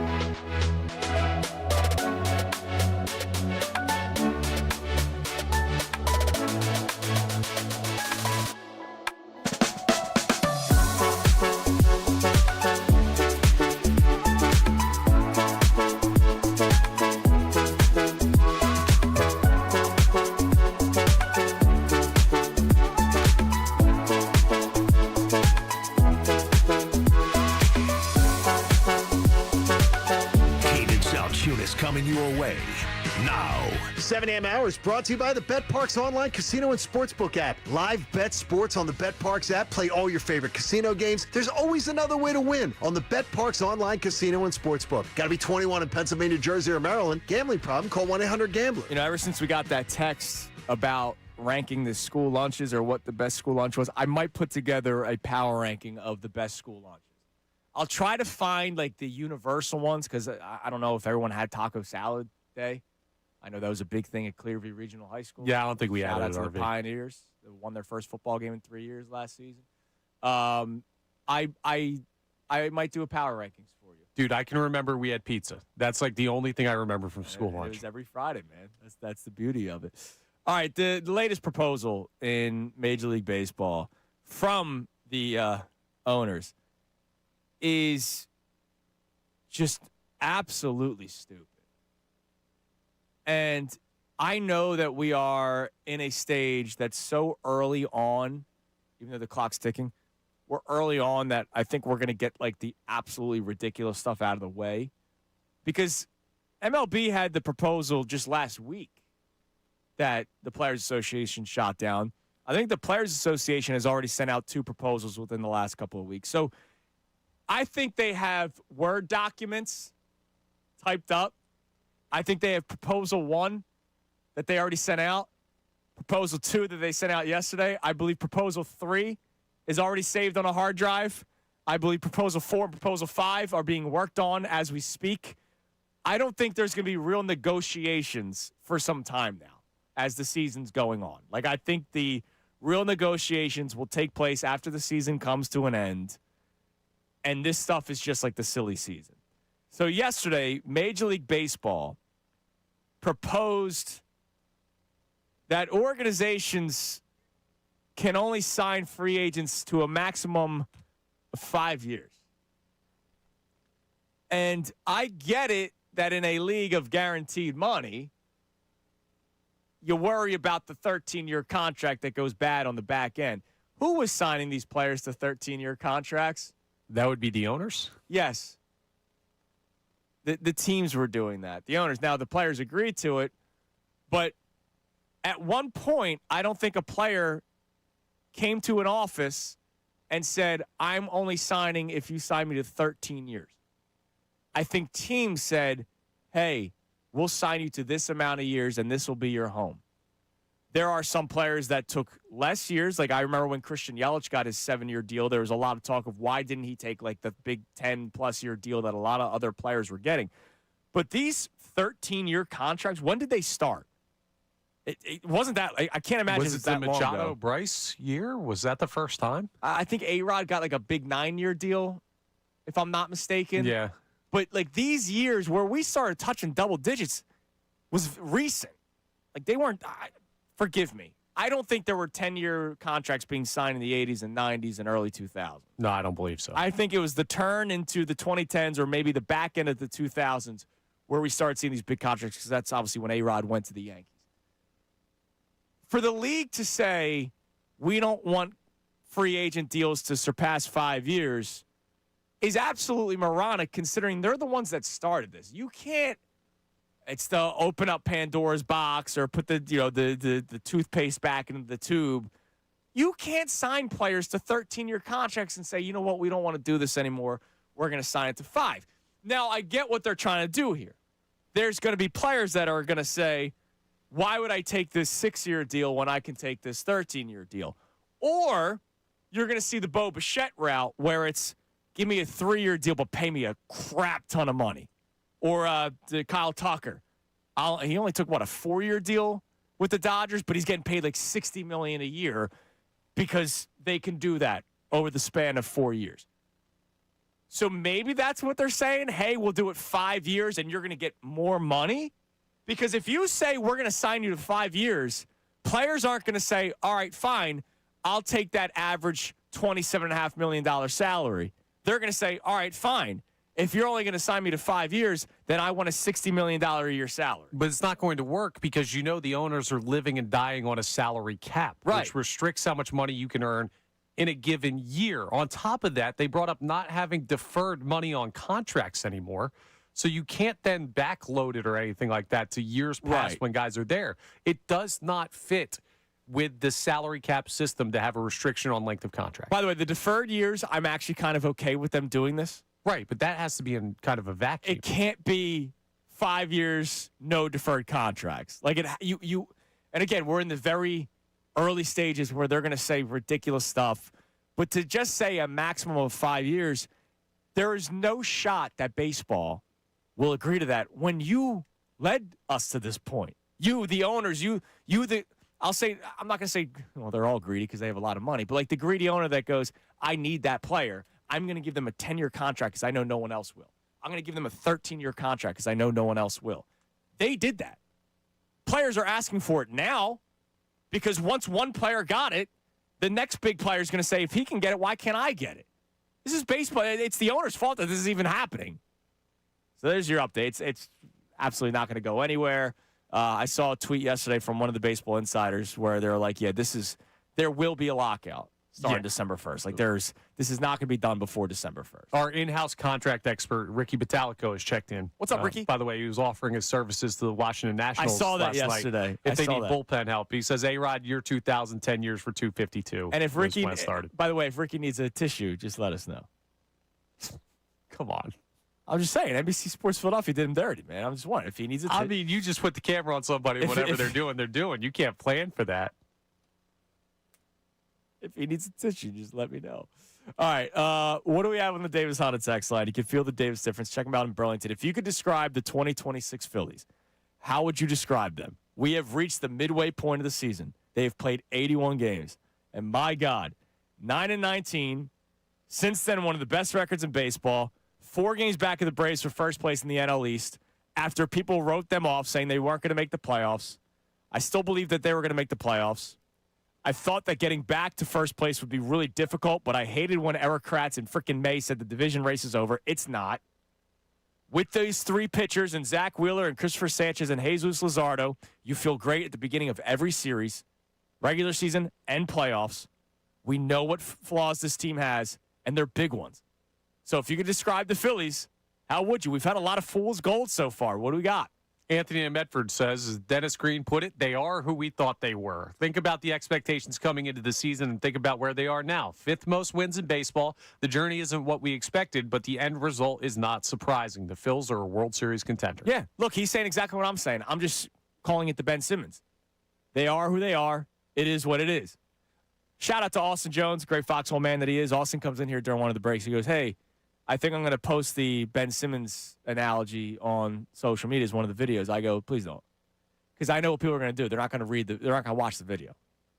They'll read the post. I thought you wanted engagement. And not watch. Yeah, I know. I don't do that like other people do. What I say is right.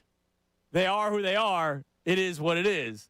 But somebody will just read the Phillies are Ben Simmons, and people will freak out. And I don't need that on a Friday. You know what? I'm on vacation next. Last time I went away, my words were already twisted. I don't need this again. You shouldn't have said Jalen Hurts sucks. Yeah, that's exactly what I said. My God. We'll get an AI video of you next week and we'll post it. Okay. A little deep fake of you just saying stuff that'll get us some engagement. Look, that stuff's terrifying because it's absolutely going on. It's crazy. All right, give me a debate day topic. Debate day Friday this week. What's the latest debate you guys been having going on at the bars, the golf course, you name it? Seth in Philly checks in and says, debating with my wife on whether the toilet paper should be flipped over the top or pulled from underneath. No, and not yes, pulled from makes a difference. You're a psychopath if you pull from underneath. You are clinically insane. My wife does it to me on purpose now. Why? I don't know, because we have a very loving marriage. Oh, yeah. It's good to have that kind of stuff in your relationship. For those of you who pulled down, like where it's on the opposite side, I don't trust you. All right? Like if I walk into your house and I'm not even saying I'm going to do that deed, just like I go into the bathroom and I see that your toilet paper is coming down from the bottom, I am exiting your house. Will you flip it if you're in a stranger's house?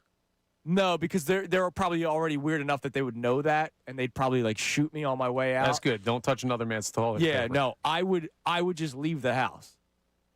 because I think you are actually insane if you do that. There is no benefit to it. Is there a difference? Yes. What's the difference? Logically, what's the difference? I don't know how to explain it. There just is. It's one of those that just is. There's gotta be something. Sean Brace, I love when Sean Brace is feel fact. Like, that's a feel fact. There is a difference. I can't explain it. I agree with you. But I'm there's an an over-the-top guy. But, I'm trying to think logically why it's better. I can't really think of it. I think my arm hits the wall more when it's underneath. Your arm hits the wall? Yeah, dude. Like, What do you mean? Because you have to. I don't know how to explain it. You're just flailing around on the toilet? I don't know how to explain it, dude. It's just your arm angle is different. If you have the toilet paper not top down and you're going from the bottom, I don't trust you. Period. There's your debate. Settled. What else we got? All right, we have more check-ins on the Philadelphia Phillies. This texter bringing up Zach Wheeler. Ben in Bucks County says, remember, during 9 and 19, Zach Wheeler wasn't back yet. So think about if he would have pitched an extra 4, 5, 6 games, whatever it is, maybe we would have an extra 4, 5, or 6 wins at this point. Maybe. I mean, it's a shame that it happened when it did last year and he was unavailable for the playoffs. Who knows what happens in the playoffs, right? Yeah. Who knows? The fact that he has come back and is the Zach Wheeler of old changes the entire conversation about this Phillies team. If he came back and you're going, oh, man, this is sad. Like, at the end of Doc, right? Your favorite pitcher of all time. Like, it was sad those last 2 years. And it was like, oh, God. If Zach Wheeler came back and it was like that, and you're like, oh, man, I don't want to say, like, shut him down. Because I love him, but you might need to shut him down. Yeah, they'd be screwed. Yeah. They'd be dead. The fact that he's not that, my God. But it's funny. That's a whole different conversation. I got called insane because I was like, Zach Wheeler coming back can change things for this team. Everyone was like, he pitches once every 5 days. He doesn't hit. He's not a right-handed bat, even though technically he is. But pitchers don't hit anymore. He's the security blanket for this team. Getting a leader like that and a guy that you know like every 5 days. I think your pushback was like the vibes were going to change. They did. Prove me wrong. No, the vibes changed when they fired the manager. They happened at the same time. And they realized for the first time, oh, my God, we stink. What benefited the Phillies is that they now had 3 competent starting pitchers because at the time they did not. Right. That changes the vibe. How can you definitively say manager change greater than Zach Wheeler returning? Because I think it woke up everybody. Okay. Do you think Zach Wheeler settled everybody down? I think Zach Wheeler can make everybody fall asleep in a good way. Like, oh, we got this. So it could we be just need either to score or. 2 runs. Don't make me hit the music. Nah, I think it's more. Don't make me hit it. No, it's not that. It's because I don't think Don Mangley's done anything. Zach Wheeler's done a lot. I think the Phillies woke up. All right, coming up next, we have today's headlines. But before that, wow, perfect timing after I just did the Doc Holliday thing. There is a new player entering the list for me personally of, oh, man, please, just stop playing. I have great memories of you. I don't want you to play anymore. I'll tell you who coming up next. It's Kincade and Salciunas. Johnny out today, 97.5 The Fanatic. Hall of Fame sports.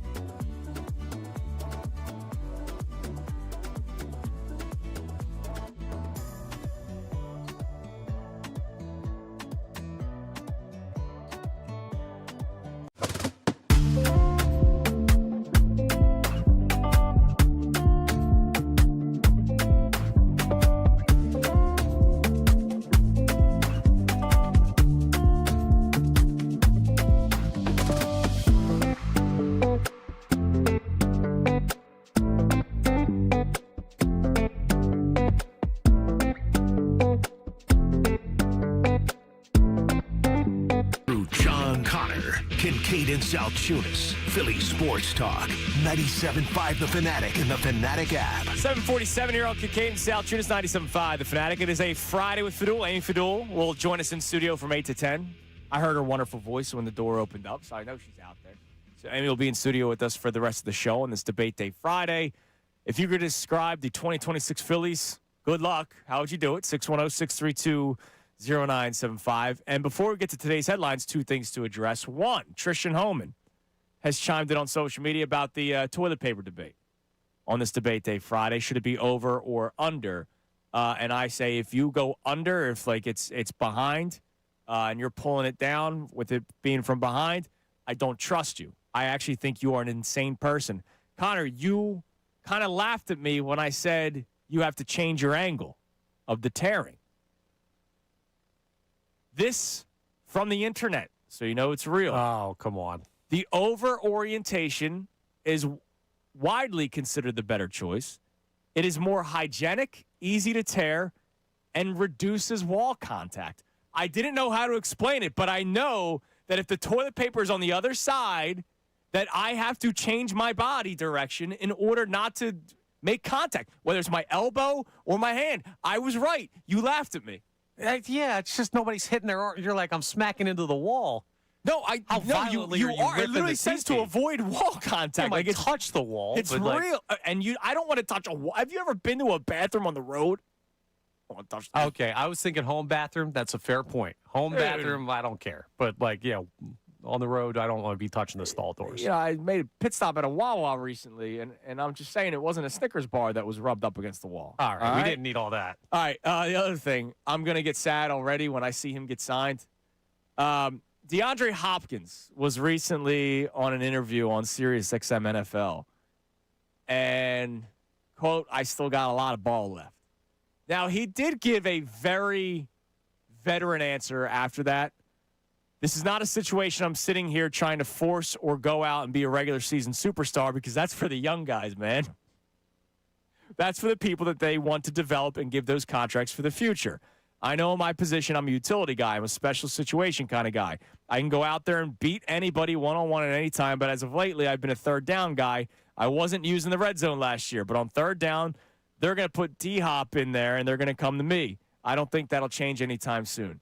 DeAndre Hopkins has not been the same player for a long time now, and he was one of my favorite. I loved him. Me too. I always have a soft spot for the Houston Texans because, we were kids when they came into the league, and it was kind of like this, wow, that's kind of cool. They're building a team from scratch. I loved Andre Johnson, one of my favorite players as a kid when he was the wide receiver being thrown to by Schaub and Keenum and, a bunch of random guys. And then D-Hop was sort of the heir apparent to Andre Johnson, so I've always had a soft spot for D-Hop. But this stuff makes me sad when I'm seeing guys that are really wide receivers. It doesn't do it for me. Pitchers totally different, because pitchers, you got to toss them out there by themselves every 5 days and see what happens. If you don't get open, you don't see the ball. But it's not like you're force feeding a 40-year-old guy and he's just getting clobbered left and right. Okay. Yeah, I'm not talking about necessarily the pain. It's just the fact that they think that they could still play. Like Jason Peters is walking off the field every 5 seconds. Oh, yeah. You can think, well, that's different because he was getting injured. As long as you don't get hurt, if you don't get targeted. Like Julio Jones on the Eagles, I don't think was a sad thing. He wasn't productive. It wasn't sad, but it's kind of sad that when he did score the touchdown, we all celebrated like they won the Super Bowl. Oh, it was a big moment. Yeah, it was a big moment. He was a big part. Because we were like, wow. He was a big part of them actually winning a Super Bowl, so he deserved that respect. He doesn't slip. Next thing you know, that 2017, 2018 season. You're talking about that Super Bowl. Yeah. I thought you meant. No. I was like, he didn't play on that team, did he? No. All right, it's time now for today's headlines with you. Today's headlines with the Connor Thomas. We got the. It's brought to us by Lundy Law. For over 70 years, Lundy Law has been fighting for injured people. If you need them, remember the name Lundy Law, your injury lawyers. Visit LundyLaw.com. That's LundyLaw.com. In case you did not stay up for the 10 p.m. kickoff last night for Team USA. I don't think either of us did. Unfortunately, It did not go USA's way against Turkey. Guler still trying to get in. Chance for a cross. Comes back to the top of the box. Now it's clipped in at the backside. Matt Turner, it's stopped home. Turkey has scored the winning goal in the 98th minute. And good for them. I guess they get like this little moral victory. USA was already through to the group stages. Yeah, you said the word unfortunately. There's no need to say the word unfortunately. Yeah, unless somebody bet Team USA. Well, some people might. No, but like Some people unfortunately for Team USA, no. I mean they played a bunch of backups. They made a bunch of subs. Yeah, Pulisic did play later in the game. He was subbed on later, and he looked healthy, so that's good news for the USA. Yeah. So now we know what's next for them because they have their draw already. It will be Bosnia and Herzegovina this coming Wednesday at 8 p.m. They will take them on in the round of 32 knockout stage. You win, you advance, you lose, you go home. Do we want to talk any trash on Bosnia and Herzegovina while we have the chance? No, because I don't know which one to talk trash to first. Playing two teams at once, never a good strategy. I don't. Forgive me, because I'm pretty good with like understanding European stuff. I don't know why there's both.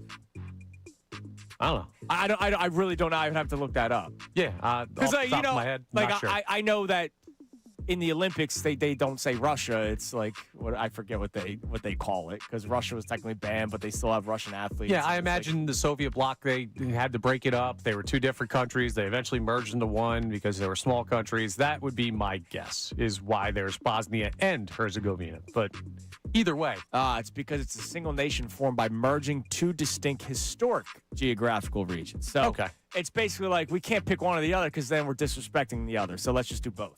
Fair point. Seems like an easy way to solve things. The USA favored in that game right off the rip. They're a big, strong team. They're not really fast, and USA is more athletic. So hopefully we drew an easy one on the way to the round of 16. Can we say go Birds for Team USA? Because the Eagle is... No. Why not? No. We hold Go Birds. No, we don't start using that for teams First that off, everybody half the roots team for. is from this area. Yeah. And the Eagle is... It's our nation's animal. Don't water down Go Birds. Can I say go Birds about Team USA soccer? No, don't water down Go Birds. That's Eagles and Eagles only. Now, there's a tough decision being made. We're going to see something very interesting in Group J in the World Cup. Algeria and Austria are going to play each other. They're in second and third position. Okay. The second place team in Group J is going to match up with Spain, who is currently the number one overall ranked team in the world. The number 3 team is going to play Switzerland, a much easier draw. We having a tank off? They play each other head-to-head. We might see them both try and lose. We might have a tank off in the final game of the group stage. Do we know if they tie, they draw? The positions stay. So who's in second right now? Right now, it is Austria in second, Algeria in third. So Austria would actually want to lose 1-0. Yes, but Algeria might want to not lose to then hold their position. It's going to be very interesting how they play that. I got to check my FanDuel Sportsbook app. Can you bet own goals? Because I know own goals happen. You think they're going to intentionally just pocket one? If I can bet, will there be an own goal in this game? I imagine your friends, you could do that. Yeah, with our friends over at Calci. I imagine Create the beautiful game. I imagine you could do that. And if you can, that might actually be a pretty smart bet to make. It might be. We'll round out with this from the Mind the Game pod, which is LeBron James, Steve Nash. They had Mahershala Ali on earlier this week. Awesome. Now, Mahershala Ali, famous actor, 2-time Oscar-winning actor, very talented. You might not know, was a great basketball player growing up. He told a wild story about a near commitment to a Division I offer that he had, and it changed the world of basketball. My high school coach wanted me to go to Santa Clara, so Dick Davey comes over to the house. He says, good athlete, solid defender. Don't handle the ball very well. You don't shoot it well enough. You won't play your freshman year, but we'll take you. So the answer essentially was like, I'm not going to Santa Clara. I'm going to St. Mary's. It's like a no-brainer. Yeah. No-brainer. 4 years later, this MNF is getting drafted, and you know what? Correct me if I'm wrong. He had one scholarship offer in the United States. That was it. Yeah. I had that offer first. If Mahershala Ali does not turn down the Santa Clara offer, Steve Nash does not get it. Steve Nash does not have a single other offer. Wow. He may not make it to the NBA. What a sliding doors moment there. That is actually crazy, and no wonder why he was on that podcast. That's awesome. All right, good story. That's a good find there, Connor. So there's a little fun fact for you next time you're talking either acting or basketball. Steve Nash's career built by Oscar winner Mahershala Ali. That's exactly what it is. That's exactly what it is. All right, coming up next, it is a Friday with Fadul. Amy Fadul will be in studio for the rest of the show. We have not gotten her thoughts yet on the selection of LeBaron Feinlon Jr., so we'll get her thoughts on that. Also, can she describe the 2026 Phillies? And I also want to revisit something, speaking of LeBaron Feinlon Jr., that Amy said on Tuesday. And with some of the rumors surrounding the Eastern Conference right now, I wonder how she feels.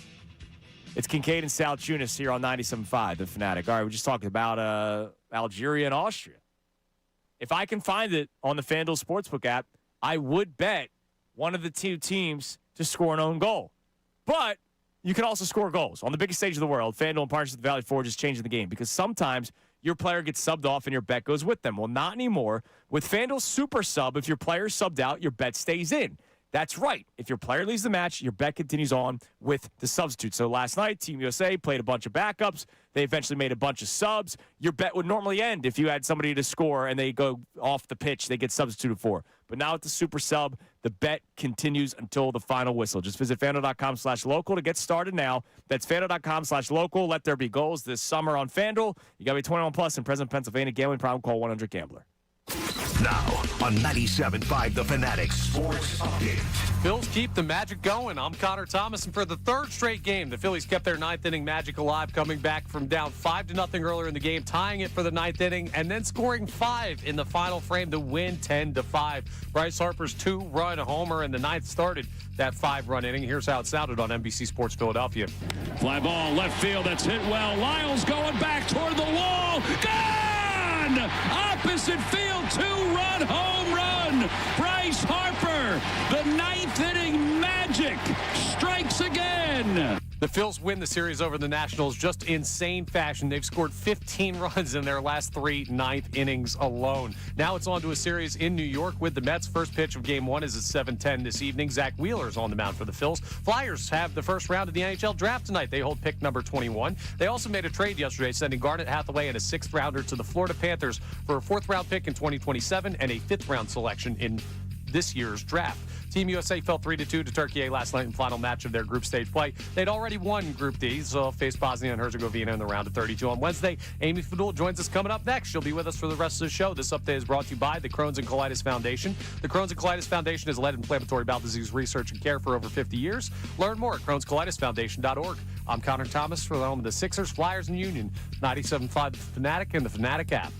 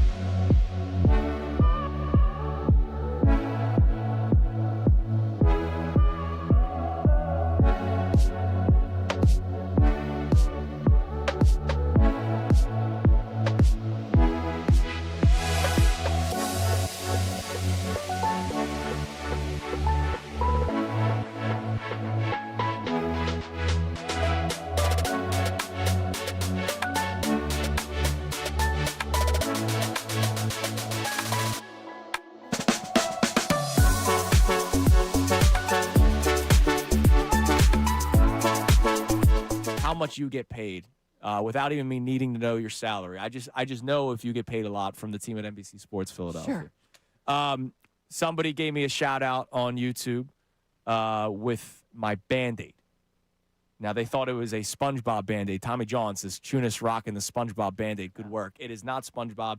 There are dogs, bones, and tennis balls on my Band-Aid. That's nice. So, Connor, you are not in this world yet. Oh, yes. One day you will be. There are two parents. There are the parents with money and the parents without money. The parents with money can have their own Band-Aids. No. Or there's the parents without money. I had one the other day, Paw Patrol. So you're like me. All right. So Shawnee sees it and he goes, is that Chase? Chase is on the case. You got to know. And I said, yeah, why? I needed a one. Band-Aid. I went into the first aid kit. Yeah. And those are the Band-Aids in the box. I was chopping some onions and sliced the tip of my finger. Pretty. It was bad. I had to toss some of the onions to the trash can because it was gross. Yeah, it was be a gusher. And so first Band-Aid that I could find was dog Band-Aid because we don't have any others. I'm anti-Band-Aid, so I'll never run into that issue. So if you're bleeding, Interesting. So you just like wrap up like a maybe a paper towel for like a little bit. If I bleed, I bleed. We'll figure it out. It coagulates. Sure. Body takes care of it. Yeah. Probably. Sure. When he's passed out one time from not addressing it. But yes, I'm a what the Band-Aids that are in. We don't buy extra Band-Aids. Yeah. No. It's you either have inherently money the people that need Band-Aids are the ones that would enjoy the stuff on them. Yes. Yeah, exactly. Coop needs Band-Aids because he bumped into a wall. And it's like, ow, I need a Band-Aid. I go, okay, yeah, sure. That's how it works. Yeah. All right, Amy, the Phillies. Here's our main topic today at 610-632-0975. Only score in the ninth. Very important. 3 straight nights. Do you know it's the first time in Major League Baseball history? No, I did not know that. Sarah Langs put out the tweet last night. 3 straight games where a team hit a go-ahead home run in the 9th inning. It's the first time in Major League Baseball history that it's in the hundreds of years of Major League Baseball. Now, I get it. There weren't as many home runs being hit back still in 1887. There have been since then. Yes, there's been a lot of home runs. And 90s were very popular for the home runs. There have been guys that have hit back-to-back walk-off home runs. Yes. Like that's happened. But never has there been 3 straight days where a team had a go-ahead home run in the 9th inning. Phillies have accomplished that. Our question today, and I'm curious to get your perspective on it. I actually had to go to ChatGPT to see if I could get some help. Can you describe the 2026 Phillies? ChatGPT helped you with that? It actually gave a perfect response at the end. It was basically they're talented but very inconsistent, and they're relying on getting hot. Yeah, my initial thought is like a roller coaster, which is so much fun. I'm a big roller coaster fan. I love riding roller coasters, but sometimes roller coasters can be a little bit intimidating and not as much fun. Sometimes they're a little too much, but this is a roller coaster team. You honestly have no idea what you're going to get. You're on that ride because you're locked in, because you paid for the ticket and you're excited about it. But at the same time, there's moments where you're thinking, I've gone wrong. This is not a good idea for me. I probably shouldn't have had the funnel cake, and now I'm on the ride and I feel ill. And then now you've crested, you're at the top, and you're coming down. Now it's fun again. So it's all over the place for me. There is so much hope in the fact that they can do this, and that you see them coming back and scoring these runs, and there's so much hope put in on nights where Christopher Sanchez clearly didn't have his best stuff. Yeah. Wildly. It was like you kept checking like, really? Oh, okay. That the offense could pick them up. I don't think I thought that, and I'm going to go back and say this is a good Nationals team, not a good bullpen. It's like a bottom 5 bullpen. Yeah. Maybe 9th inning might be the worst bullpen ever now. 23 blown saves this season. Woo. Bad bullpen. It's June. But they can score runs. They were leading Major League Baseball, and the runs scored was over 5.3. They were over 500, a couple games over 500, obviously, before this series. So I don't want people to look and be like, well, it's the Nats. Yes, it is the Nats. Are they world beaters? No, but it is a good team, a team that can score, a team that can field. They just can't pitch, certainly out of the bullpen. So I think I did take away something better. But yeah, I'm like, I'm waiting for the next like valley on my roller coaster. Like when I'm going to feel down again, when am I not going to feel good about this team? Because right now I feel great. Yeah, of course, because they're hitting the baseball. And I said something earlier today that I think is science, direct correlation. The Phillies, the last 6 games, here have been their run totals: 10, 5, 14, 1, 6, and 15. See, it's like we're up and then we're down, and then we're up and then we're down. Here are Trey Turner's stats over the last 6 games. 2 for 5, 3 runs scored. 1 for 3 with a walk, 2 runs scored. 0 for 4. 2 for 6 with an RBI and a run scored. 2 for 5. 2 for 5 with a run scored. The game that he went 0 for 4, which game do you think that one was? The game that they scored 1 run? I think there's a direct correlation. And it's why we talk about the right-handed bat. It's why we say they need a right-handed bat, because he has been so bad this year. Even though they've needed a right-handed bat, regardless. If Trey Turner could hit 600, they need a right-handed bat. Last year, he was the NL batting leader. And they needed a right-handed bat. But yeah. The run totals, the reason why we were talking about 2-1 wins and 3-2 wins for like the entire month of May was because he was borderline unplayable for the entire month. Should have actually not played. There was times, that you thought, okay, let's have a little injury situation. Let's go ahead and rest this day. But this isn't, I don't think this is just a coincidence that 5 of the last 6 games, the Phillies have scored a lot of runs in 5 of those games, and Trey Turner has gotten on base twice, at least twice in each of those games. Yeah, and it's not just the fact that he's a right-handed bat, which is very important, especially going against lefties. We all know that. It's where he's batting in the lineup. Yeah. Getting that guy on base, good things happen. It's always going to be a positive when you have Trey Turner on base because of who's batting behind him. Yeah. That's just the way it is. And that's why he bats where he bats. Whether they put him at 1 or 2, that's fine, depending on whatever. But I feel like him as the leadoff guy, if he gets on, then everybody else is set up perfectly. That's what happens in the perfect world. So that's why you're looking at these 2 for 4, 2 for 5, whatever it was. He got on base. Everything followed by that was run scored, RBI. Right. If Kyle Schwarber hits a home run with him on base, that's much better. That's 2 runs. It's much better. If the when Brandon Marsh comes up. Right, exactly. There's guys on base. We always say that this team goes as the big 3 go. A lot of times people basically just kick Trey Turner to the side, and it's this team goes as Schwarber and Harper goes. Schwarber could hit 2 home runs in a game, and they could lose. Right. If Trey Turner's getting on base, this lineup's just deeper by a bat, but a big bat to your point, where he's at in the order. Well, and also these, and I say this all the time when I sit at my desk and watch these games, they have to be productive at bats. When he's scuffling, the count will be 0-0 or 0-1. Yeah. Like, give me a productive at bat. You're the guy people behind you are trying to see what the heck this guy's got. And if you're swinging at the very first pitch, I know sometimes it's the best pitch. Give me one. If you're batting 190, you're going to go ahead and take a couple of pitches. Let's see what else this guy's got. That's my problem sometimes when he's been scuffling. It's just like the very first, really? You got one pitch? Yeah. You thought that was all you needed to see to ground into shortstop? Perfect. Yeah, no, great. Good job.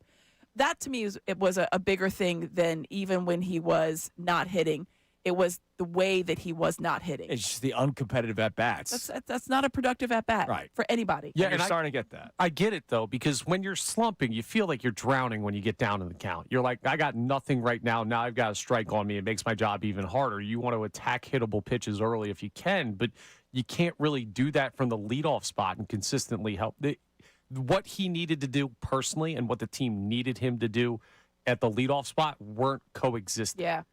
And that's the tough part of a leadoff hitter slumping. Yeah, and that's why over the years before they acquired Turner and before they acquired Schwarber when he did his thing, how many times did the Phillies look for a leadoff hitter? Oh, there's guys that like Gene Segura can't be a leadoff hitter. He can hit 300, but once you move him in the leadoff spot, the guy can't do it, right? There's just guys that can't bat leadoff.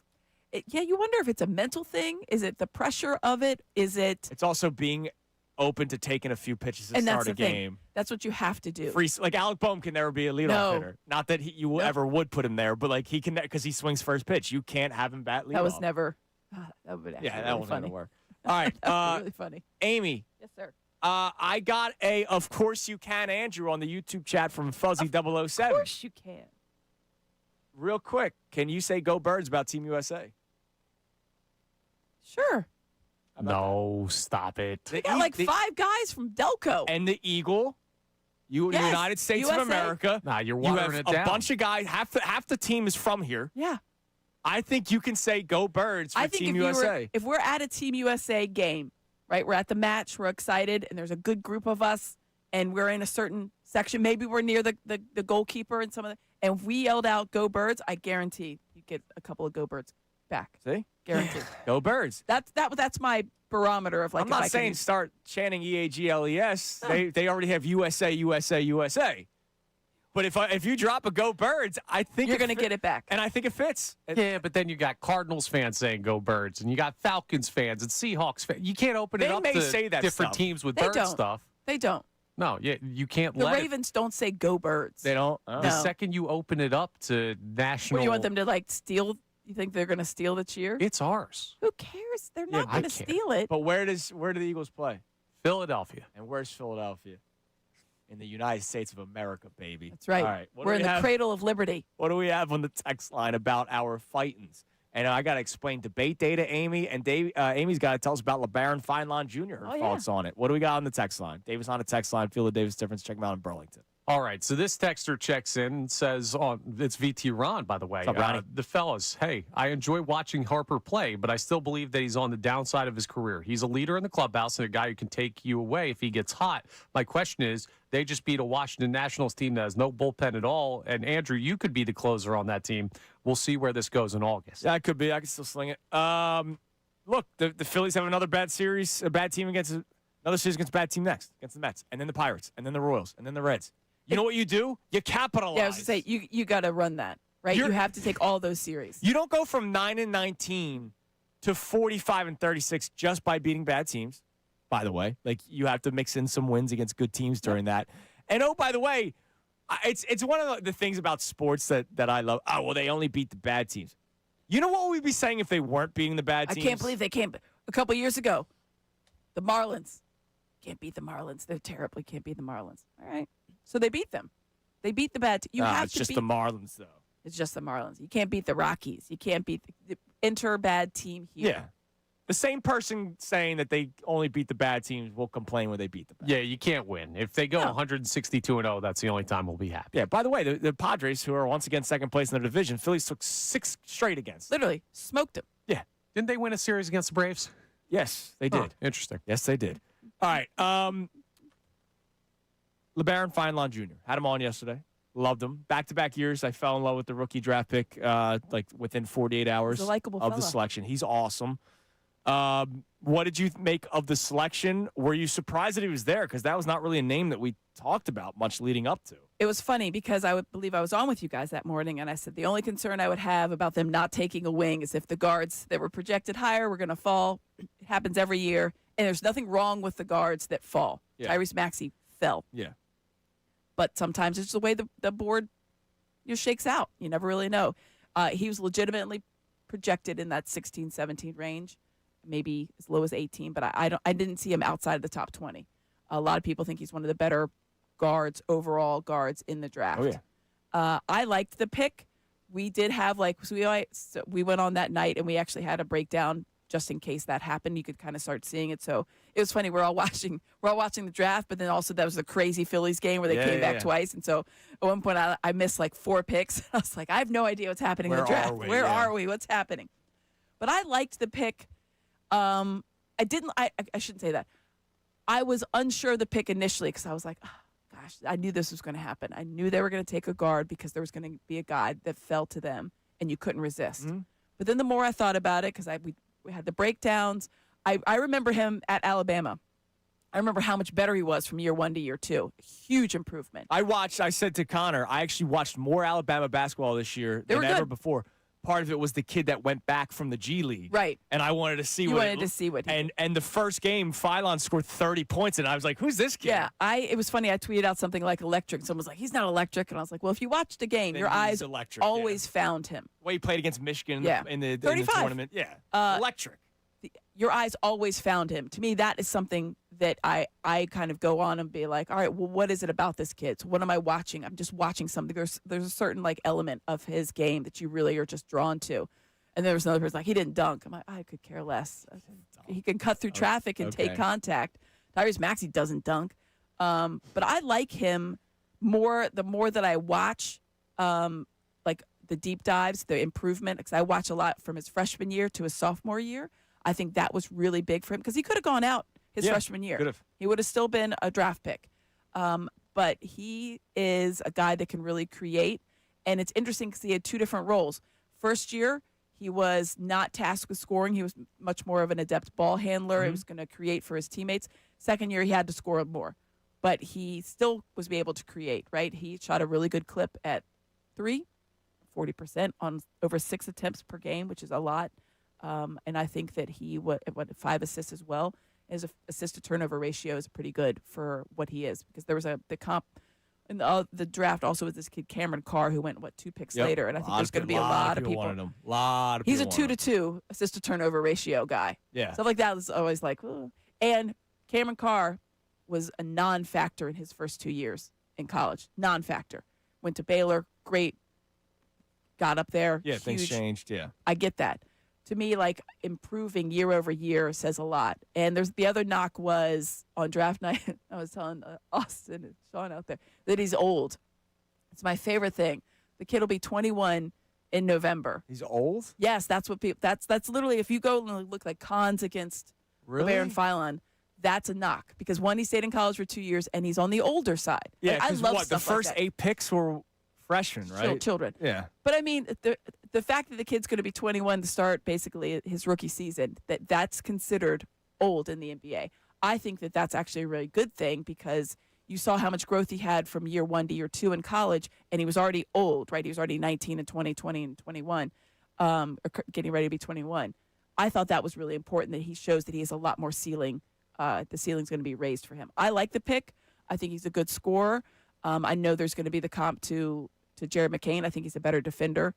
From what I saw in college, Jared McCain, which is the only thing I can compare the comp him to. is because they're both around the same height, and it was the selection that they used via the trade of you're Jared looking McCain. at this as like it's a Jared McCain traded for LeBaron Philon. I will say the wingspan on Philon is much longer than Jared McCain. Yeah, you've always pointed out that McCain's was actually negative, right? He's like 6'2.5", and he's like 6'2 3/4" or whatever. So that's not ideal in the NBA. You want to have a guy that has a pretty rangy wingspan. I think he's a willing defender in LeBaron Philon. And I think that this is a guy that's really locked in. Yeah. That's important. All right, I want to revisit something you said on Tuesday. We'll have more time to expand on this, but it's just been on my mind. You talked about how you would want the Sixers to still remain competitive with some of the additions they can make this offseason.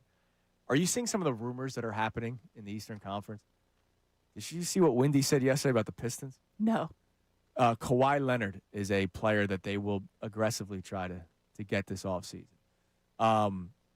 If there are big moves in the Eastern Conference, and there was already a big move yesterday, just a player leaving the East, right? Exactly. In LaMelo Ball. But if there's big moves in the Eastern Conference, do you feel safe? Do you still feel that way? I do. Okay. And listen, I will say this, because I think Kawhi is one of the best players I've seen physically with my eyeballs. When he plays basketball. Yep, that's what we said, yes. It's a very important thing.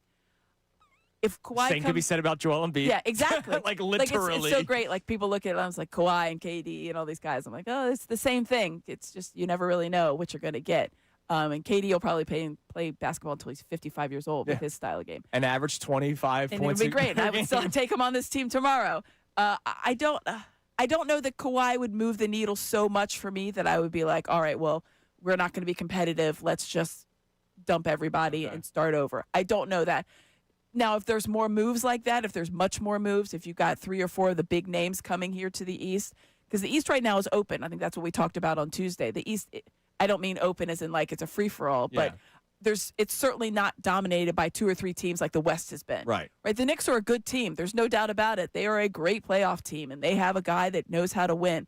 But you look beyond that, and there's not teams that you're like, you're telling me you didn't think the Sixers could have beat the Pistons? You thought the Sixers could have beaten the Pistons. Yeah. You were trying to line up. If they get Kawhi, I'll be a little bit more concerned. Right, but you were trying to line up to try to play the Pistons. Cavaliers don't have anybody that they had to go out and try to get James Harden, which we knew how that would work didn't out. work out. The Celtics, they're not going to have Jaylen Brown, and the Sixers did beat them. The Magic, I think, are a good young team, but they're beatable. So I think it's one of those things like, yeah, I still go for it. Okay. I still go for it. I'm going to take every win as a blessing. You're just in this. Because you can't blow it up.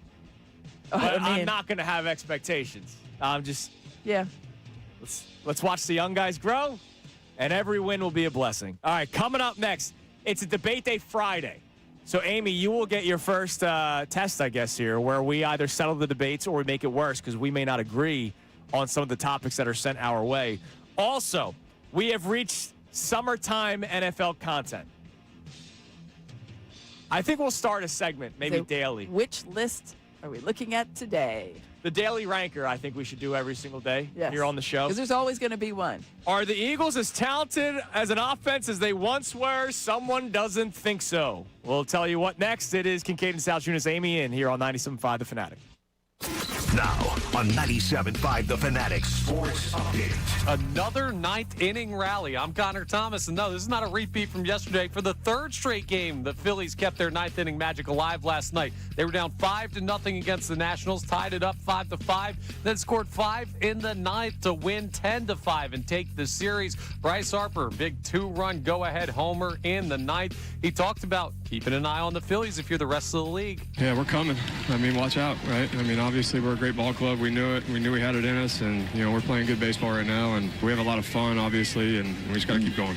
That post-game with the NBC Sports Philadelphia broadcast, the Phillies scored 15 runs in the last 3 ninth innings in Washington. It was a wild way to win that series. Now they're on to New York, facing the Mets tonight. First pitch of Game 1 is at 7:10 this evening. Zach Wheeler on the mound. Flyers have their NHL draft first round tonight. They hold pick number 21. Made a trade yesterday, sending Garnet Hathaway and a 6th-rounder to the Florida Panthers for a 4th-round selection in 2027 and a 5th-round selection in this year's draft. Team USA lost to Turkey last night, 3-2 in the final match of their group stage action. They'd already won their group. They'll face Bosnia and Herzegovina in the round of 32 on Wednesday. Amy Fadul with us the rest of the way. Kevin Kurz of The Athletic joins us at 9:30 to preview the Flyers draft. This update is brought to you by the Positive Coaching Alliance. Questions about youth or high school sports? Positive Coaching Alliance can help.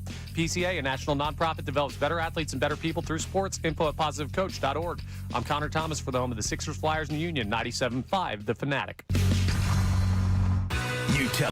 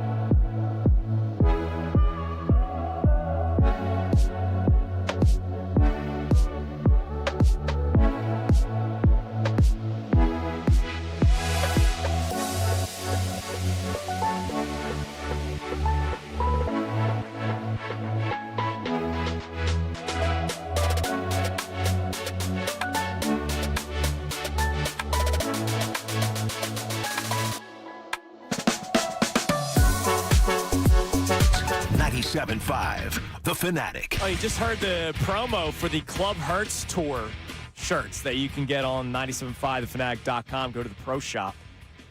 Club Hertz, started by Sean Brace, Brendan Petrelli, big part of it. I'm a member of Club Objective Hertz, which is Johnny Marks started that one. Is that like attached? You can get through another door? Well, remember, I'm the bouncer at Club Hertz because I'm right on the outside of Club Hertz. He's the card man. But I am a member of Objective Club Hertz. I think we talked about this. Maybe not the bouncer, is the card man, the ID man. Yeah, sure. We'll go ID man. Yeah, that's got a little fine. flashlight. You don't have bouncer written on you. Yeah, you're right. By the way, I don't believe I have Jersey Shore written on me either. YouTube is. Hello, my name is Kincade Salciunas. I've been working at the Fanatic for 12 years. I'm from Mullica Hill, New Jersey. I've mentioned that numerous times. People are thinking I'm from the Jersey Shore. Like, am I a fist pound guy? I don't know. They just think maybe I talk about Brigantine enough that they think I'm from there. Oh. Your family has a house down there. Yeah, I mean, that kind of counts. I guess that counts. But no, I'm from Mullica Hill. And 215J Philly, my man. When I said Tommy John earlier today, because there was one of our great members of the YouTube chat is Tommy John, he said that I said John as if I grew up on Saltine Street. And you're not far off. Mullica Hill, like I didn't really learn much about the world until you left. Went to college and realized I actually liked the world. I had a nice time growing up in Mullica Hill, but like I liked the world a little bit more. You know, I like different people and I like cultures. And Expanding your yeah. Shout out to you, man. It changed my life. All right, summer ranking season. Summer ranking season. The ranker. Today's ranker. Bill Barnwell from ESPN. Yes. Nice guy. Yeah. I got a chance to meet him last year at the mothership. Ranking wide receivers, tight end, running back groups for 2026. So the skill positions. Solid. From best to worst NFL teams. So he has the last two previous seasons as well. So the Philadelphia Eagles. So you can see how everybody. Okay. Yep. All right. The Eagles in 2024, the year they won the Super Bowl, he had them ranked going into the season at number 2. A.J. Brown, Devontae Smith, year 1 of Saquon, and Dallas Goedert. Going into 2025, same players, went up to the number 1 spot. Well, they were coming up. So, fair. Perfect. Yep. They dropped this year. Oh, well, they don't have AJ.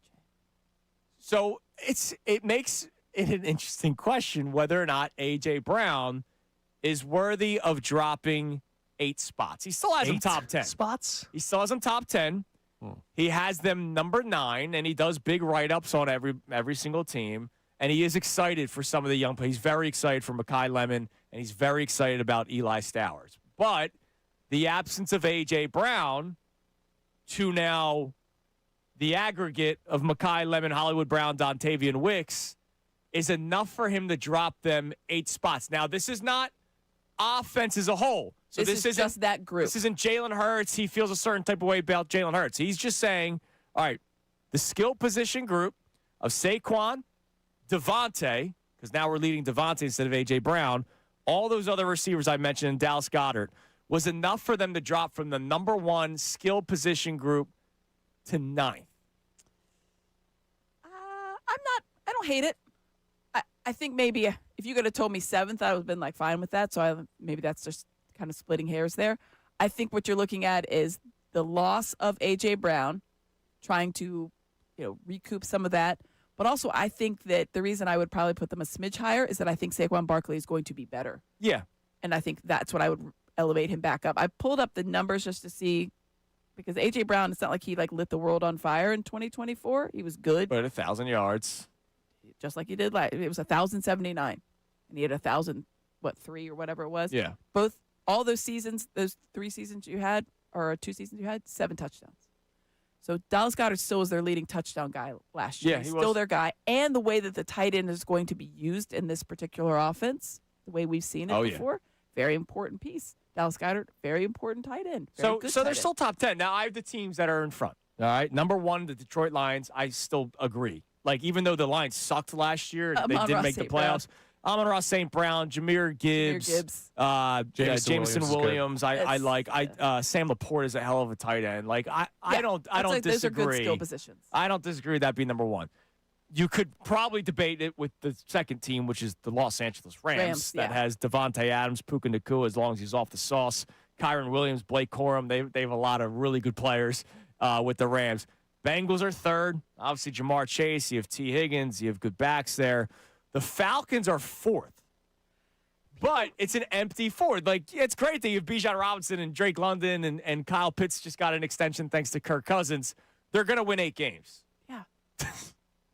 Quarterback matters. But this isn't about team. This is about that skill position player grouping.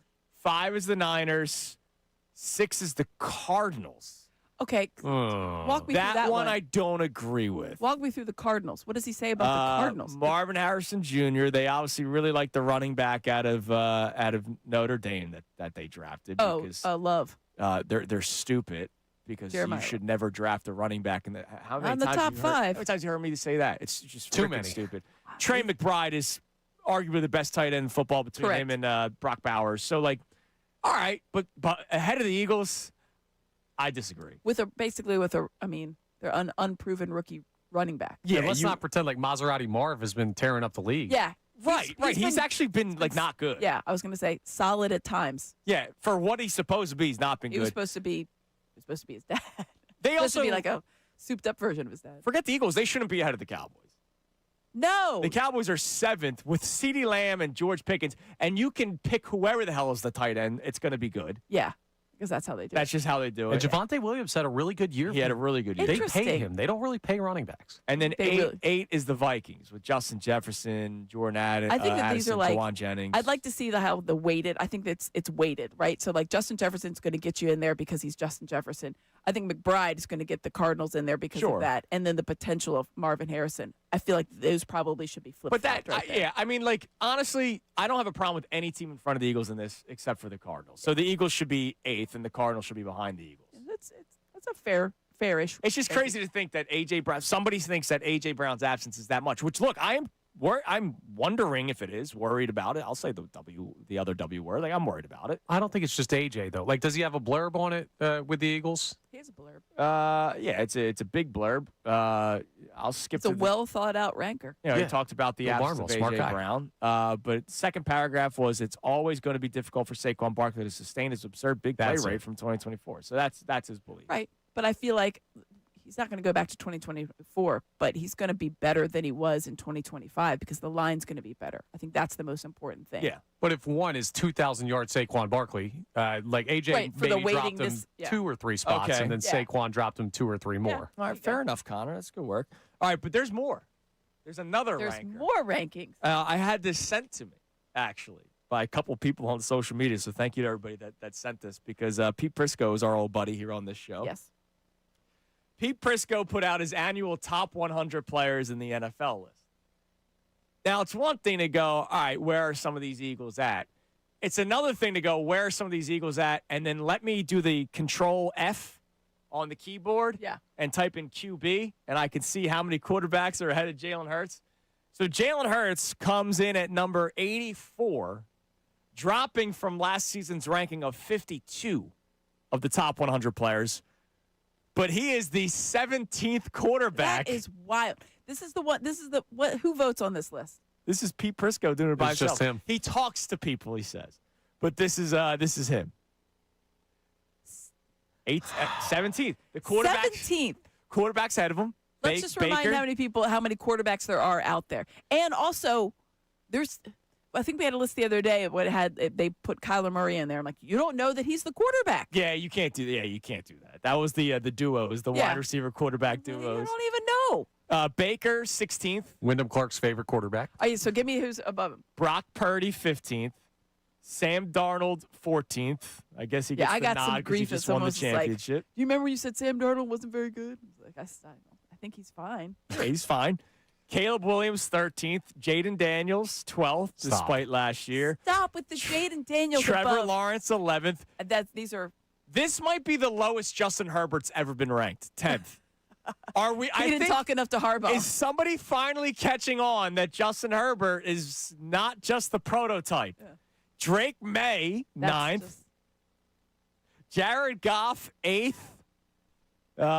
Jordan Love is 7th. Come on now. Oh, yeah. I mean, look, people love Jordan Love. Dak Prescott, 6th. I can't really debate that one. You know, we're not talking about winning Super Bowls. We're talking about just, I guess, the overall functioning talent. quarterback play. And then your top 5 quarterbacks in the NFL this season, according to Pete Prisco. I got to scroll up a lot because he has them like in the top, I think, 10. But we know the 5 guys are. Yeah. Yeah. All right. Lamar's 5. Yeah. Mahomes is 4. Burrow 3. Allen 2. And Matthew Stafford 1. I have some questions about that. 17th. Look, I can say that Jalen Hurts is like anywhere between 8 and 13. We've talked about in a given year. It's going to change every year. 17th is egregious. My favorite is that the longest time he didn't get the respect because he had A.J. Brown and Devontae Smith. But the same cannot be said for Jared Goff. Yeah. Who we just said had the best skill position players. Yeah, and they weren't good last year. No, because he's a slightly above average quarterback. Remember they had to fire their but you can be a offensive slightly coordinator above or average quarterback took him away. if you've got Amon-Ra St. Brown. Yeah. Like, what are we doing? Yeah, Jared Goff can't be ahead of Jalen Hurts. All right, coming up next, Pete Prisco may not like Jalen Hurts. But I wonder if he will like the quarterback we build. Did you see the newest game that is circulating social media? Yes. It is my newest obsession. It's a game in which you can build a quarterback. We'll play it on the air. If you don't know what it is, we'll explain more coming up next. Also, we'll get our first debate day topic. Can't wait to get Amy's first debate day.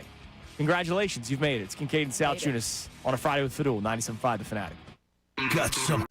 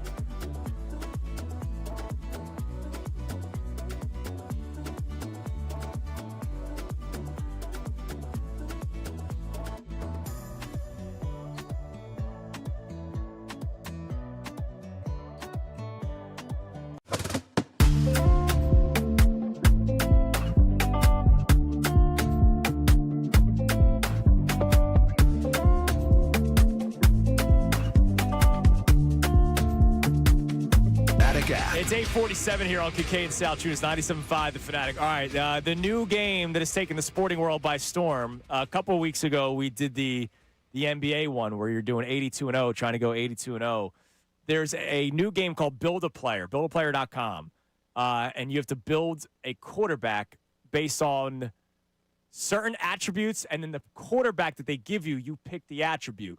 We'll do that in a minute. Austin Jones told me that it's the first time he heard of it, and he's surprised that Pop was the one that introduced it to him. So thanks a lot, Austin. What do we have on the Davis Honda text line where you can feel the Davis difference by checking them out in Burlington on this Debate Day Friday? What do we got? I want Amy to get our first debate question. All right, this is a good one here. I have strong opinions on this. Parking spot parking. Do you pull in or do you back in? I know what you do.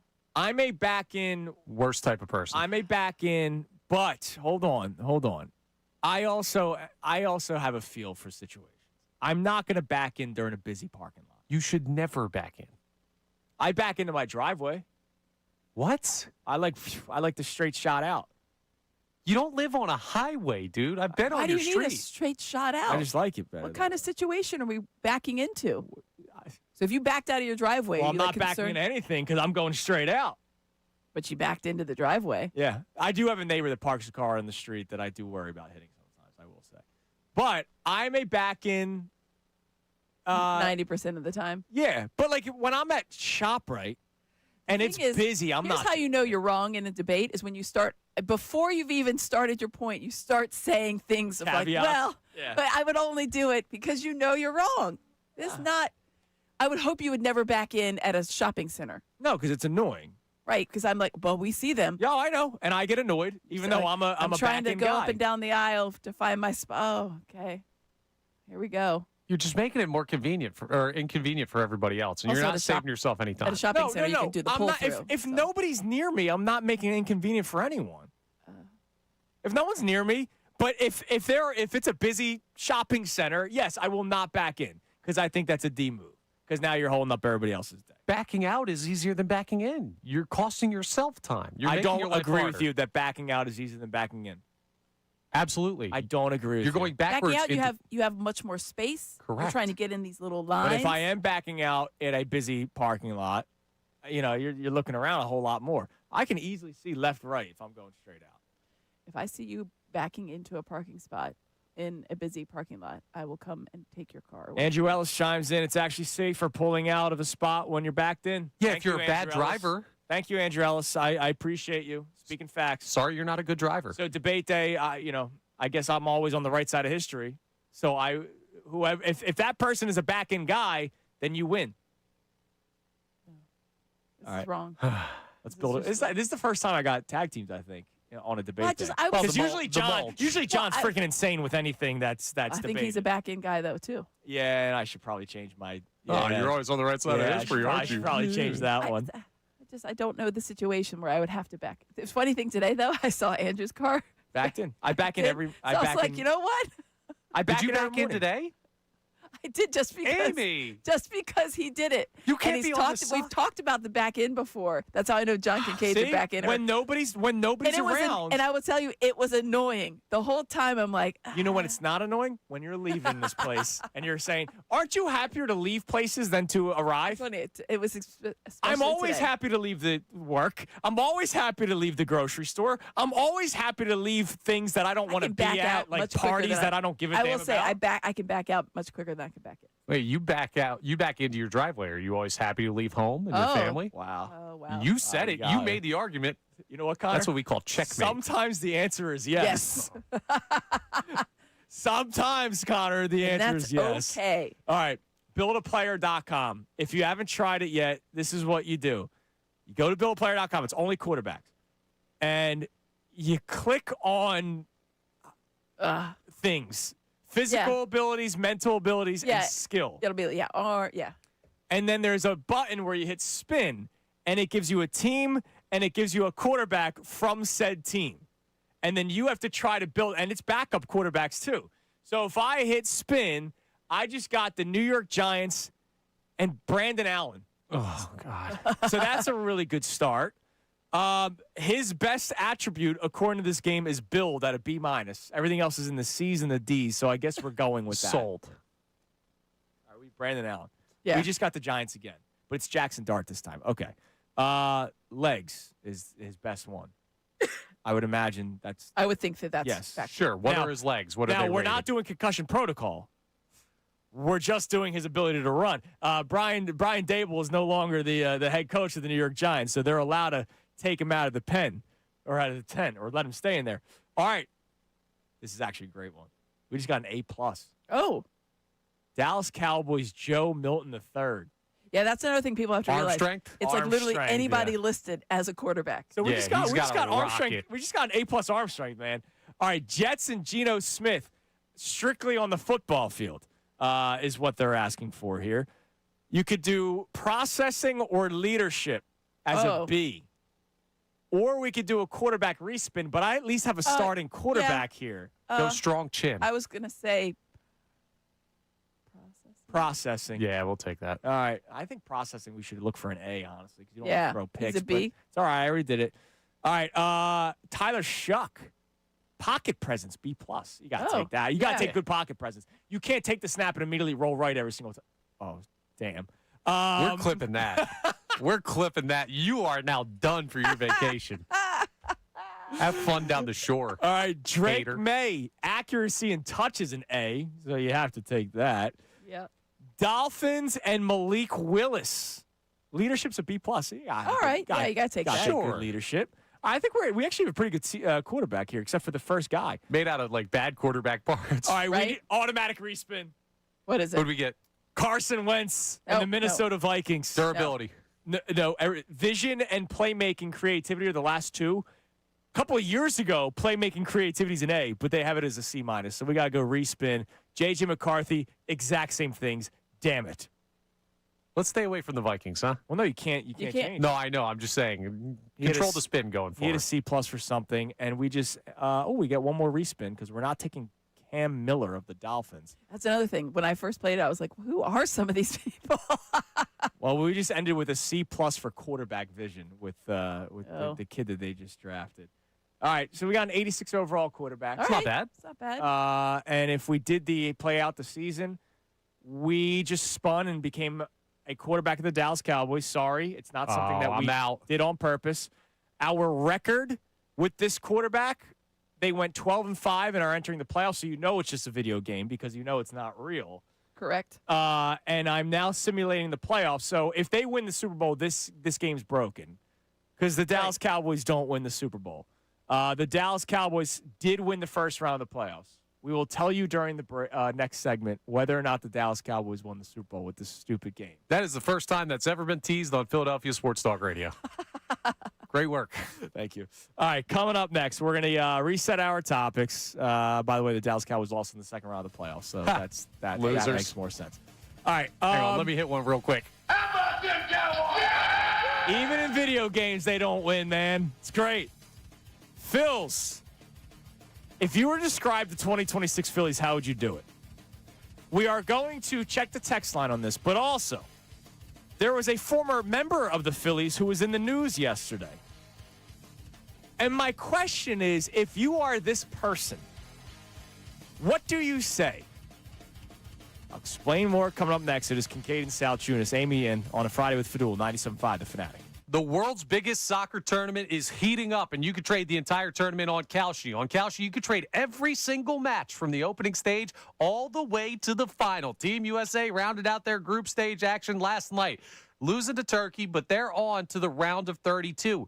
You could trade on teams' chances to make it to the round of 16, which for the USA would mean them beating Bosnia and Herzegovina next Wednesday. USA is trading at a 79% chance to make it to the round of 16. So $100 is going to pay you out $124. Can't trade on the individual matches yet because you got to wait for the group stages to be over. But those futures, that's a great place to live. There's a lot of stuff you could trade on with Kalshi because you're trading against peers in a live market, meaning there's no house. And as the probability changes, you can buy in and out of your position. For a limited time, download the Kalshi app. Make sure you use code Fanatic because you'll get $10 when you trade 10. Kalshi. Kalshi. Trade the beautiful game. 18 plus only. Restrictions and eligibility requirements apply. Event contract trading involves risk and may not be suitable for all investors. Prices, values, and available markets may differ from those mentioned. For more information, see Kalshi.com/regulatory. Now on 97.5 The Fanatic Sports Update. Did the Phillies really do it again? I'm Connor Thomas, and for the third straight game, the Phillies kept their ninth inning magic alive. They came back from down 5-0 early on in the game, tied it up at 5, and then in the ninth, Bryce Harper stepped to the plate. Here's how it sounded on NBC Sports Philadelphia. Fly ball, left field, that's hit well. Lyles going back toward the wall. Gone! Opposite field, 2-run home run. Bryce Harper, the ninth inning magic, strikes again.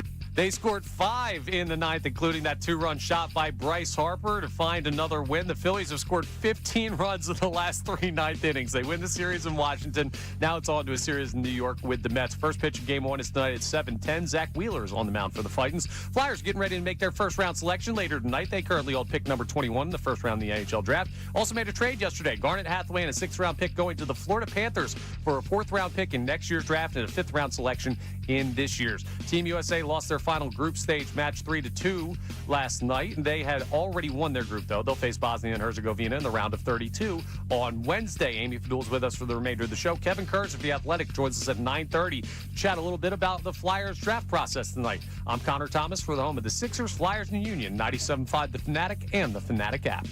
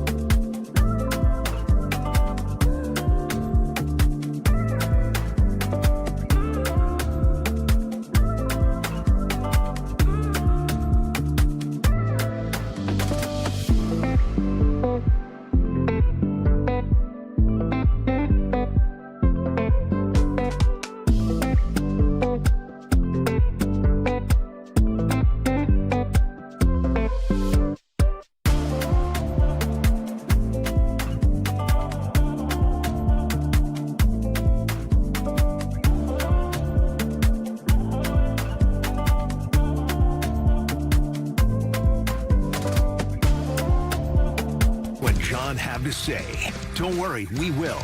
But first, let's hear what they got into earlier today on Kincade and Salciunas. Phillies beat the Nationals yesterday, 10-5 at Citizens Bank Park South. The bats are alive. It also helps that the Nationals have the bullpen that the Phillies tried out there in 2020. And the Phillies win again, 45-36 on the season. They are 4 games back of the Atlanta Braves. Connor Thomas, we have reached the midway point of the baseball season. Very rarely do you have this much of a roller coaster in the first 81 games that the Phillies play. I don't know who this team is. I know right now they can't lose, but it's been a wild first half. I want Phillies fans to describe the 2026 Phillies because it's actually hard to do. They don't stink. They're not amazing. They have severe flaws, but the flaws clearly not enough to keep them from winning 90-plus games. Their flaws may be enough to keep them from winning a World Series, but they have a president of baseball operations that has shown that he can make successful moves at the deadline.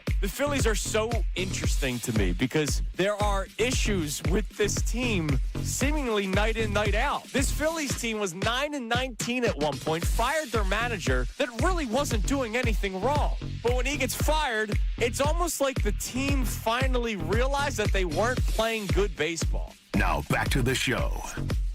All right, I might have to retract a statement I made yesterday, Connor. I just saw something on Twitter from 2 days ago.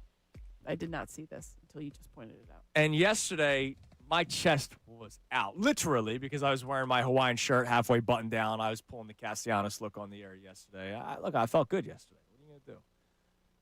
My chest was out yesterday, Amy. Yeah.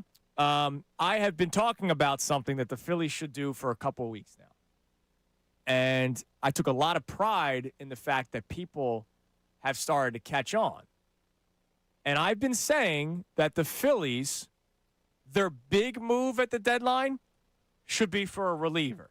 I'm not saying they should not acquire a right-handed bat. Right. But their big move, where you're going to pay a little bit extra, should be for a reliever. The name guy. Yes, for a couple of reasons. One, the name guy's not available. That's a right-handed bat. Like, there is no name guy. The one name that's popping up now all of a sudden is Matt Chapman, and that would mean Bryce Harper would have to go to the outfield, which they've already told you isn't happening.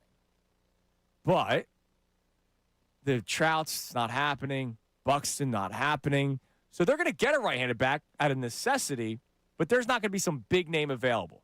I imagine there will be more names that are relievers that you go, all right, I can get that guy.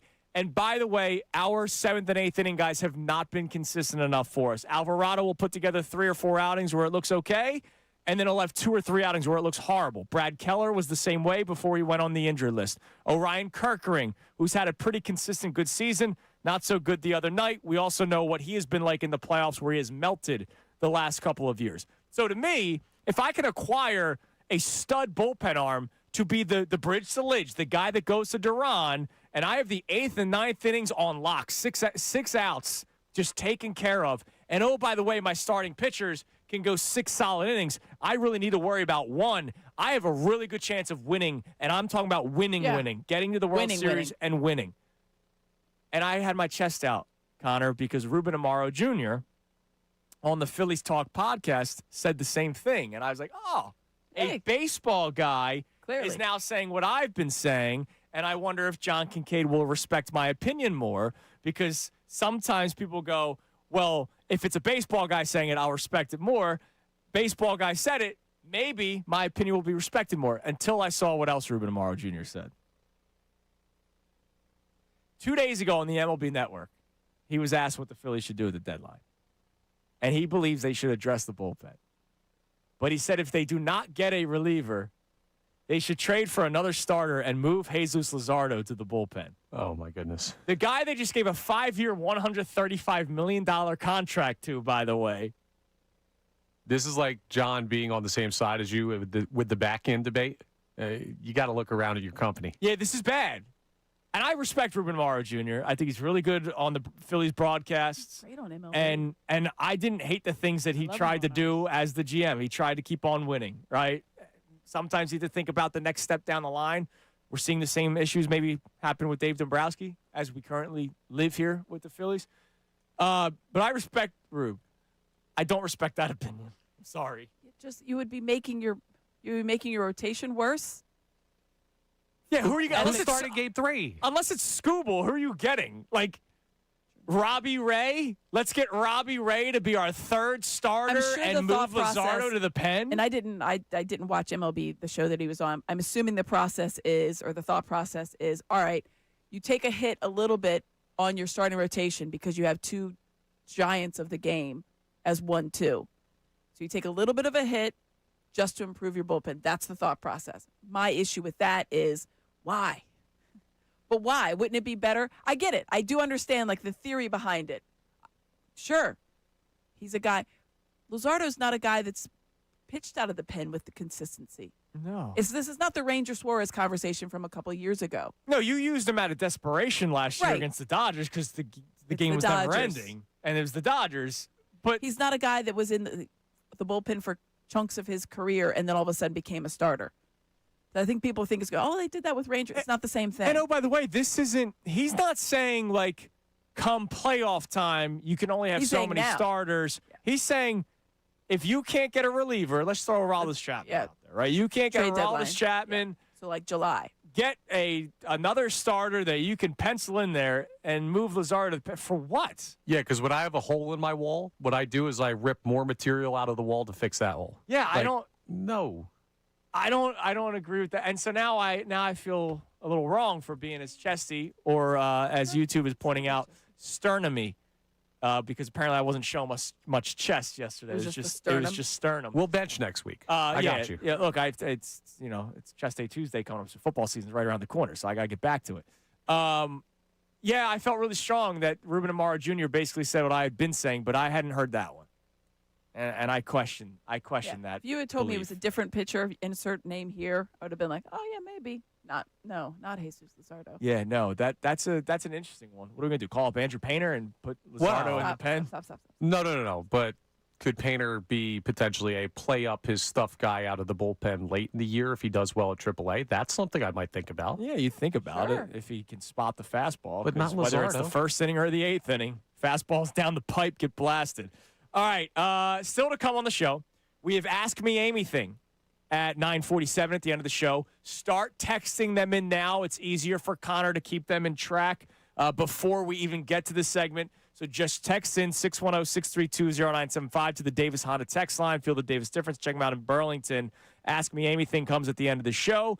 Kevin Kurz of The Athletic will be joining us coming up at 9:30 to react to the Garnet Hathaway trade that took place yesterday. Flyers move up basically around in the NHL draft for this year. They also got a 4th-round pick for next year. NHL draft begins tonight. Connor's got the special show at the Hard Rock. Can you tell the people exactly again what you're doing today? Yeah, a new audience in the 9 o'clock hour. Flyers Draft Watch Party. We're going to be live here on the Fanatic from the Hard Rock down in AC. We're going to have a lot of great guests. Players, executives, broadcasters, all kinds of people around the Flyers are going to join us. We're going to have the pick for you live. We're going to talk to the player, I believe, that they select if they do indeed draft at 21. Anything you need to know, that's the place to get it. Connor Thomas. Good stuff. Connie Pucks. Hockey guy. Connie Puck's going to be there today Hockey guy. at the Hard Rock. All right, before we get back to our text messages on today's topics, but also on Debate Day Friday, what does Max Kepler say the first time he speaks? In case people don't know, Max Kepler is eligible to play baseball again. He served his 80-game suspension. He was signed by the Arizona Diamondbacks, and he will play for the Arizona Diamondbacks. So he wasn't a guy that denied it. We have seen in the past players like Fernando Tatis Jr. saying, no, I had fungus in my hair. I wasn't doing steroids. And now I only have 3 home runs this year. There are guys that denied it. There are guys that went to court literally denying it back in the 2000s. Like so much so that he went to a grand jury. Whole thing about it. You know, there's a lot to it. Max Kepler didn't deny it. Does Max Kepler be honest and say, look, Yeah. I'm at the tail end of my career, I think it's just like I was looking for an edge. Yeah, because he sucked last year really bad and then got pinched for it. Like, does he just sort of do that? I made a mistake. Yeah, I'm ready to move on. Yeah, I'm sure they don't go too deep into it. There will be questions. It's also great that he's going to the Arizona Diamondbacks. Yeah. I mean, what I don't know what their media coverage is like there, but I don't think probably like not here, much. right? Yeah. It's like, oh yeah, they're playing and they're functioning as a baseball team. But if you went to New York or Philadelphia, I think there would be a few more questions, a little bit more think you should interest. just be honest about it. Don't even say I made a mistake. Like, he knew what he was doing. Right? Yeah. The mistake is like That's just a catch-all. Yeah, it is. It is like I made a mistake. I got caught. No, you didn't. There's You didn't. it's a knowingly laundry list put of a things. substance in your body. Yeah, like you did that, right? Like you. And that's the thing with baseball because of like the scandal that happened, in the 90s and beyond. They have to be so like transparent. Like you know what all these guys took. That's like when Paul George got popped. People are like, what did he take? I'm like, NBA doesn't have that problem, so they don't have the same transparency. You wonder in the future if it happens more often that maybe the NBA will change that. But the MLB baseball, because they had to win their fans back. Oh, we know exactly what they're taking. Exactly what everybody's Johan taking. Rojas took horse pills or whatever the hell he You know was exactly what all these people are taking. You don't know how necessarily they take it, but you know what they took. So I think that's you have to address it. You can't say like, yeah, well, I didn't know. It was an over-the-counter thing. It wasn't. You knew what you were doing. Yeah. You got to own it. So and I I think you say like, I was struggling. And the end of my career, I was, late in the season. I was trying to help us out in the playoffs. Like I would respect it more. And I don't respect Max Kepler much. I would respect it more if he would earn my respect if he just admitted to it and just said like, yeah, man, like this is I was trying my best. Yeah. I've been in this league 10 years, just trying to hold on for one more. I think the guy who was it with the World Baseball Classic, the shorts they play, Alexi Ramirez was it? Yes. Alexi Ramirez got popped. Lexi? He was on like 5 different kinds Yes. or whatever. Yeah, just for the World Baseball Classic. Nothing else. I love it. All Big right, tourney. what do we have on the text line? Give us one of the sports topic texts, I guess, and then we'll do some more debate day discussion. Sean checks in and says, I don't know how you can not like watching Bryce Harper play. While ultra-aggressive approach on the bases makes us scratch our head, I'd rather have that than someone who doesn't have heart. Oh, that's a nice reminder. Let's check at the poll of the day. Amy, poll of the day is brought to us by Dr. Avedon Appel and the team at Iron Mountain Men's Health. As you can imagine, the polls are strong every day here on Kincade and Salciunas, 4 hours every single morning. What is the poll of the day? Amy, I don't know if you saw another one from earlier this week, just out in the world. In the world. We have one today. Yes, we do. Do you find Bryce Harper a joy to watch? 84% of our responders are saying yes, only 16% saying no. I find him a joy to watch. I'm glad that 84% of people find him a joy to watch. Not everybody always enjoys watching Bryce Harper. I have enjoyed every second of the Bryce Harper experience. Can I say, like, yeah, that part was annoying and that base running and that, like, sure, but, like, nobody's perfect ever. Yeah. No situation's ever perfect. He's been worth every penny. I said the other day, if I could take, like, a magic pill and go back to that day, I would not be knocking on any door saying, don't do this. Like, even with the information, knowing that they have not won a World Series, I'm still doing it. Yeah, if they went with Machado instead of Harper. Yeah, like, this was a real thing. This has worked so well for the Phillies, and yet, and I get it, over time, people get fatigued, especially when you don't win a championship.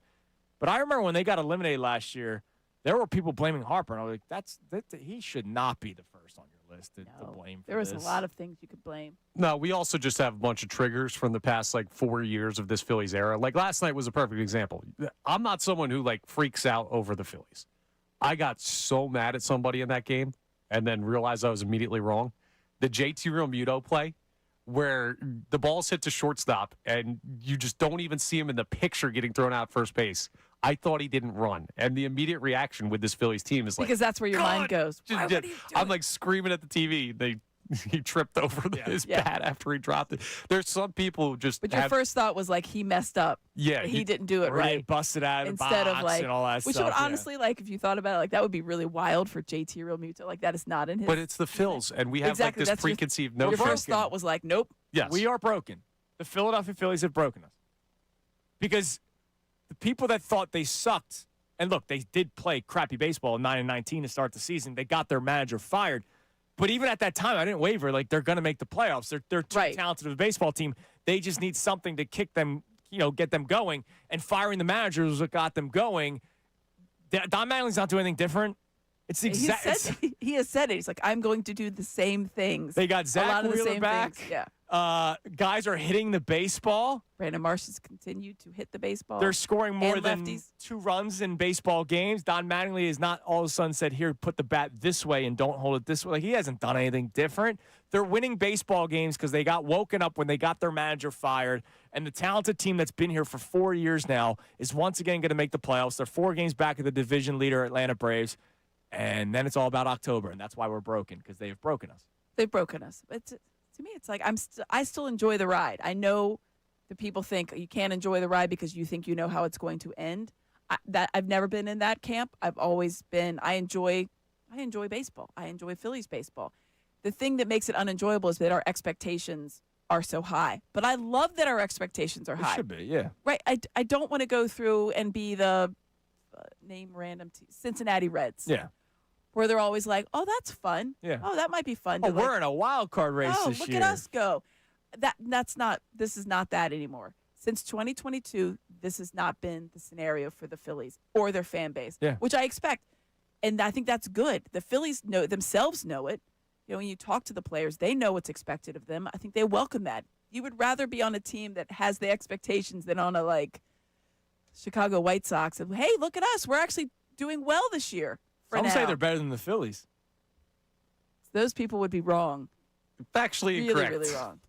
Pratik on social media from an hour ago, but it comes back into play here when we talk about the Phillies breaking them. He tagged all of us in it. Another angle I've been thinking about is, wow, the Phillies could have and should have lost all 4 games against the Nationals. Don't go down that path. But they've broken us. Because that's a dark path. Because instead of taking joy away from, yes, you would love for them to have smoked the Nationals, scored all those runs before the 6th inning and called it a day. So take some joy in the fact that they did win those games. It shows them they were able to come back. It shows, obviously, Duran is exactly who you thought he was, and the bullpen didn't completely implode. I watched the team in the Nationals playoffs on the hardwood a couple months ago go down big, and that was it. Like, game over. You knew they weren't going to try in the fourth quarter. I take a little joy in the Phillies saying, no, this isn't over yet. Yeah, when you say, like, oh, but they could have lost this. They could have. I think you can take enough away. You should look at it, hopefully, as more of at least they were able to get back, right? They were able to come back. They were able to get those runs back. They're showing you that they can still put up crooked numbers in innings. Like, it's – I They'll come in the ninth, but I'll you're take right. it. I wish it was in the first 6 innings because I'd feel a lot more comfortable. But it just goes to show you that, when this offense puts together a big inning, it could be a big inning. 5 runs just last night in the 9th inning, 8 runs in the 9th inning a couple of nights ago. It shows that this lineup, once they get going, is still dangerous. Had this maybe the beginning of last season where they had a lot of 1-run wins. Yeah, they were come from killing behind bullpens wins. last year. It was like, and I thought that's always a good sign. It's a good sign for me. It's something they can draw on, something they can, Kyle Schwarber said in the past, like, we always feel like we're in a game. It doesn't matter if it's 6-0 going into the 7th inning. They feel like they're in the game. The confidence goes a huge, huge, long way for them. And for us, we're still like, oh, is this really how this is going to happen? It is. It is how it's going to happen. It's just how it's going to be. It's a toxic relationship. When it's good, it's so damn good. And when it's bad, you're like, why am I with this baseball team? Unfortunately, the lasting memories the last couple of years have been bad. We have a lot of PTSD. It's not a relationship, it's relationships. It's honeymoon phase is over, I now hate you. And that's what the Phillies have done the last 4 years. That doesn't have to happen. What do we got as a debate day topic on the Davis Honda text line? We got some good ones here. So Terrell in Philly asks, is it a violation if we are a little bit low on money as a couple and I buy a PS5 without telling my wife? She didn't find out until 3 weeks after I bought it. Oh, wife. Oh, yeah. Yeah. That's a big purchase. He does say, I don't make large purchases at all. This was a rare situation. All right, You don't make large purchases. Didn't he say the money was tight? Yeah, I think you have. That's a large purchase. It's a PS5. All right, now, though. I'm not trying to make. I don't know their business. They're so cool, AB. I don't know their business. Range Rovers are cool. I'm not going out and buying one of those either. Does his spouse also spend a lot of make big purchases in this current situation? I do not know. I don't pay money. I don't buy anything. I don't. I wear the same couple of clothes. Half of them are free giveaway shirts that I get from people. You know what I mean? I don't spend money. I save up for a vacation though, because that's something that I'm gonna when I'm dying, I'm gonna think about that trip that I had and not about that shirt that I bought. I'm not gonna think about the clothing. I'm not gonna think about anything else. Drove. I'm gonna think about. I'll always remember a car. Yeah, you shouldn't think about that shirt. It'll kill you faster if it's yesterday's. But I'm gonna think about the big expensive ones that I get and their vacations. It's usually for multiple people. You gotta talk to your spouse about that. I've never just booked a trip, a very expensive trip, and just been like, yeah, see you, honey. I'm out. Yeah, but PS5s are kind of sick. Of course they are. I think I could make that argument. Terrell, call me. I could make that argument for you. I think Andrew brings up the good point. Maybe there was a counterpart. Maybe she had purchased something big, and he thought. Or maybe it was just he had not treated himself to a nice big purchase in a long time. Yeah, I've been there. But I feel like doing it in the is it a Christmas time? Why did you need the PS5 right now? GTA 6 is coming out. Or is it 7? 6. Yeah. Today's the day you can pre-order. Which, so he by doesn't the way, even have it yet. No point of pre-ordering. No, just buy it when it comes out. Exactly. They're not making discs anymore. Does it automatically get downloaded if you pre-order? So then you just order it on the same day and it gets there the same day? Yeah. But I like the idea of an emotional support PS5. It'll take 12 hours to download. It's going to be a really, really big game. So it might download the night before for you or something. I don't know. I'm not that big in that world. Like a direct deposit? Yes, pretty much. All right, coming up next, Kevin Kurz covers the Flyers for The Athletic. We have a draft tonight to talk about. Who could the Flyers target? His thoughts on the trade of Garnet Hathaway. By the way, that freed up some money. What could that mean for the Flyers as this offseason continues? We can talk about it all with Kevin Kurz coming up next here on Kincade and Salciunas. Johnny out, Amy in 97.5 The Fanatic. Now on 97.5 The Fanatic Sports Update. The Phillies magic continues. I'm Connor Thomas, and for the third straight game, if you can believe it, the Phillies kept their ninth inning magic going. They came back from down 5-0 early on in last night's game, 1-10-5. Bryce Harper's 2-run homer in the ninth inning started a 5-run rally that would lock down the win for the Phils. And he talked about other teams in Major League Baseball keeping an eye on the Phils on the NBC Sports Philadelphia broadcast. Yeah, we're coming. I mean, watch out, right? I mean, obviously we're a great ball club. We knew it. We knew we had it in us, and we're playing good baseball right now, and we have a lot of fun, obviously, and we just got to keep going. Well, it's easy to have fun when you're doing what the Phils did. They scored 15 runs in their last 3 ninth innings in Washington. They now start a series with the Mets. First pitch, game 1 up in New York is 7:10 p.m. tonight. Zach Wheeler's on the mound for the Titans. The Flyers are getting ready to make their first-round selection later tonight. They hold pick number 21 in the first round in the NHL draft. Also made a trade yesterday. Garnet Hathaway and a 6th-round pick to the Florida Panthers for a 4th-rounder next year and a 5th-rounder in this year's draft. Team USA dropped their final group stage match, but no worry, they'd already won Group D. They will face Bosnia and Herzegovina in round of 32 on Wednesday. Kevin Kurz of The Athletic joins us next to break down what the Flyers could do in the draft. This update is brought to you by Bank of America. Bank of America, sponsor of the FIFA World Cup 2026, dedicated to offering solutions to help businesses meet their goals. bankofamerica.com/gamechangers. I'm Connor Thomas for the home of the Sixers, Flyers, and Union, 97.5 The Fanatic and the Fanatic app.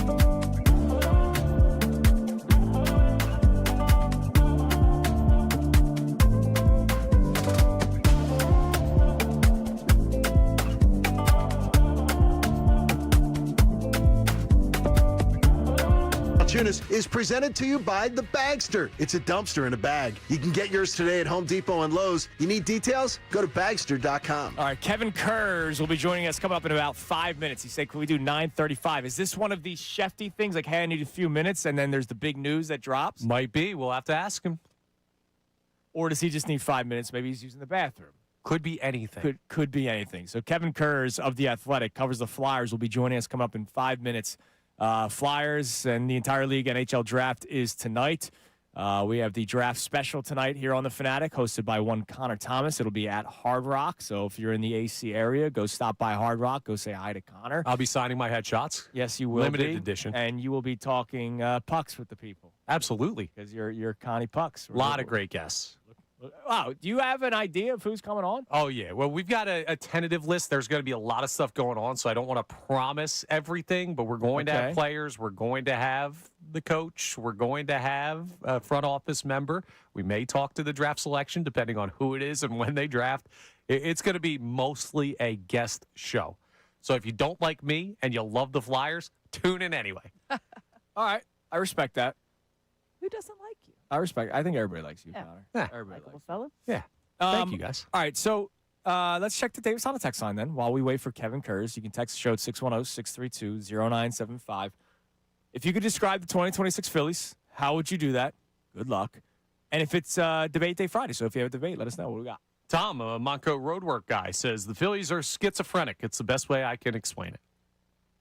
I think that's pretty good.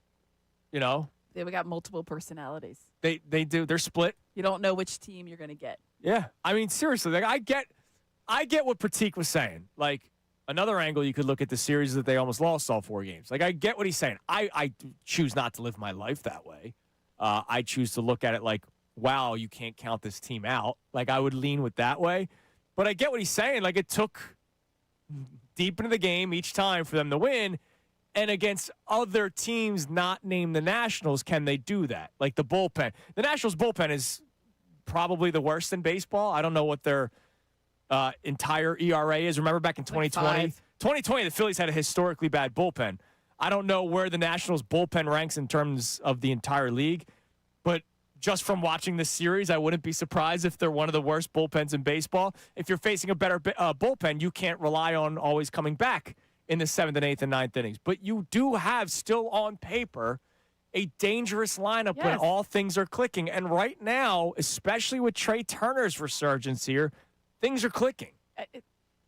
The thing is, you have to have everybody contribute. This is not earth-shattering stuff, but you have to have the leadoff guy get on base. That is very important. And when you see him, and you were talking about the numbers earlier during this stretch right here, the one game where they didn't score any runs was his game where he went 0 for. It's not even about, hitting the cover off the ball, or leading the National League like he did last year. It's about consistency. Yeah. I don't need you to go 2 for 5 every night. I do need you to go something for 5. 2 for 5, 1 for 5, get a couple of walks, get something going, some positive momentum. Get on base. Because his speed also makes pitchers productive think. at bats. And then when they're thinking, they're not thinking about Kyle Schwarber, and then Kyle Schwarber hits it 500 feet. And that helps.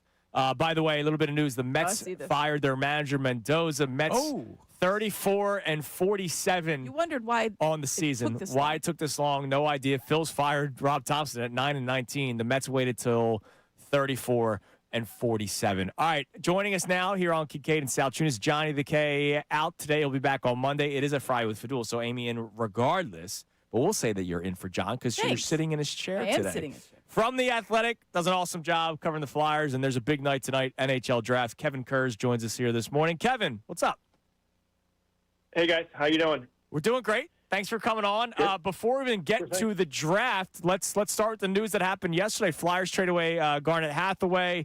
They also kind of swap picks with Florida in terms of rounds this year. They also got a 4th-round pick for next year's draft. And I think the most important part, they saved $1.2 million on salary. What did you make of the deal? Yeah, it was, I don't want to say completely surprising because Garnet Hathaway did not have a very good year last season, but he did find a way to contribute late in the year, and then in the playoffs, the Flyers' 4th line with Sean Couturier, Luke Glendening, and Garnet Hathaway was sometimes, in some games, it was their best line. Yeah.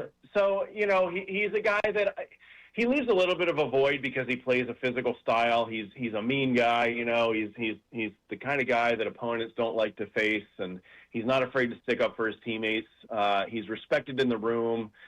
So there's a little bit of a void there, but I think the Flyers are just going to try to look to upgrade their fourth line, either whether it's free agency or on the trade market. Find a guy that's maybe a little bit more consistent and helps them in terms of the on the ice and the skill and the just bring a little bit more on a game to game impact. But Hathaway, he's gonna fit right in Florida. I mean, that's a team that is full of guys like him in terms of the piss and vinegar that they play with. I think he's gonna have a pretty good run there.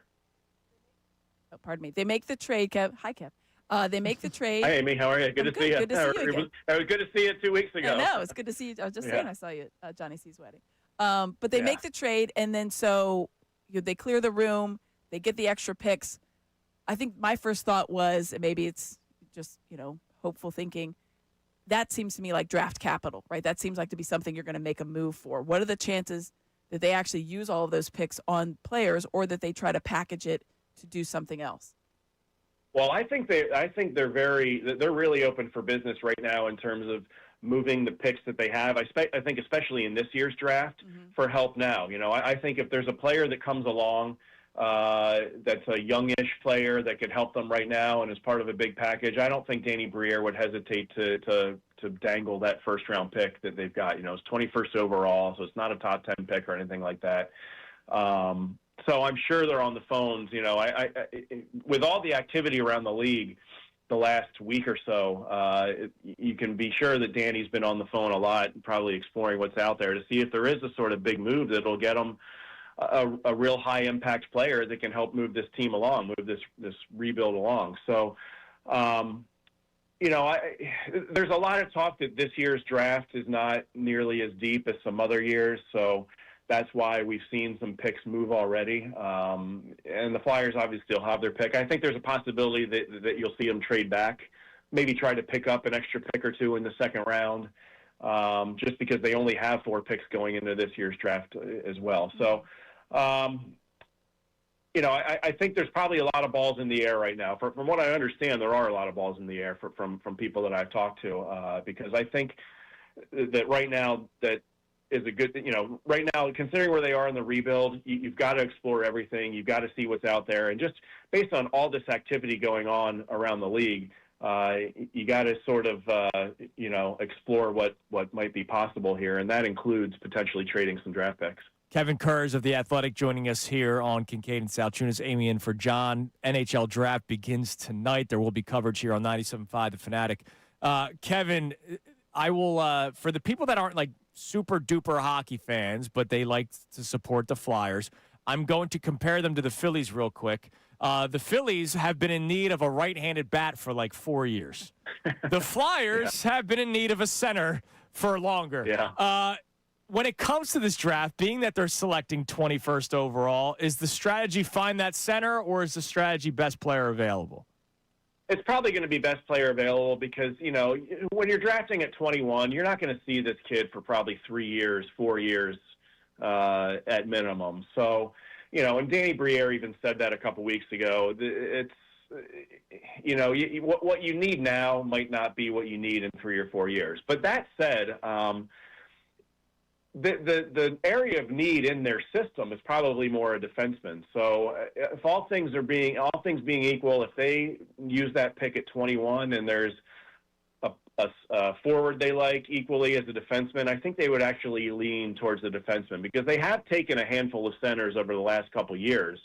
Jet Luchenko, Jack Nesbitt, Jack Berglund, these guys are coming along in their careers. And I think the Flyers are hopeful that they'll see him maybe in the next year or two. But on defense, they're a little light in terms of what they have with the Phantoms and some of the junior leagues. So we'll see. I think at the end of the day, they'll pick the best player available. But I do think we'll see them take a defenseman or two, at some point here, whether it's this year or next year, because they've got to really start to build up, I think, that position a little bit in their system.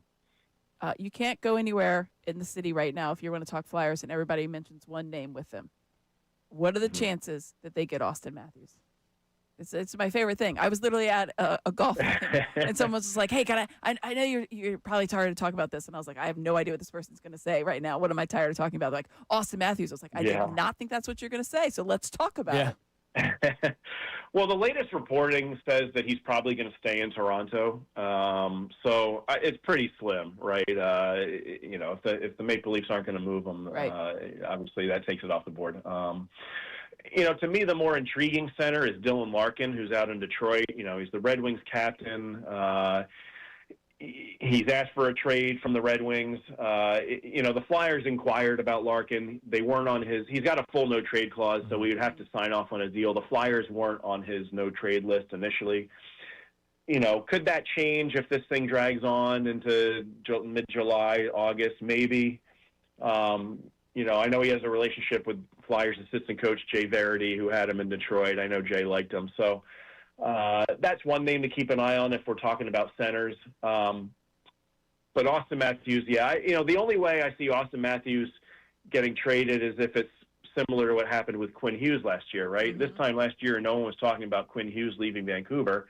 They got off to a horrible start, and then he's gone by December. Yeah. So, maybe if the Maple Leafs stink and it's early December and they're in last place, do they maybe think about blowing it up at that point and trading off Austin Matthews? Maybe, but unless that happens, I doubt that. I doubt they're going to move him at this rate. I guess I'll go to another sport-to-sport analogy. He's this time's Giannis Antetokounmpo. We're going to get traded. We're not going to get traded. We're going to get traded. We're not going to get traded. Sit in my season. Oh, we stink now. All right, now I want to be traded. Kevin, enjoy the draft tonight, man. We love your coverage. Thanks, you do a great job covering the Flyers for the Athletic, and we'll talk to you again soon. Thanks, guys. Anytime. Here's Kevin Kurz joining us here on Kincade and Salciunas. Always good stuff on the Athletic from him. Absolutely. By the way, there is a poll on YouTube. I know we have the poll of the day brought to us by Dr. Not Appel on social media. This is a different poll. We have a poll strictly just for the YouTube audience because they are nonstop debating the back-in, pull-in. We got like 20 texts on it. All right. First and foremost, the philosopher chimes in saying the poll needs to add a pull-through option. No, because that should be 100% of the time. If you don't... That I don't understand. As a back-end guy, I'm pulling through. Can you imagine? But let's think about that logic for a second. So you see the spots. You've got your spot that you're pulling into, and then all of a sudden, you see that there's a...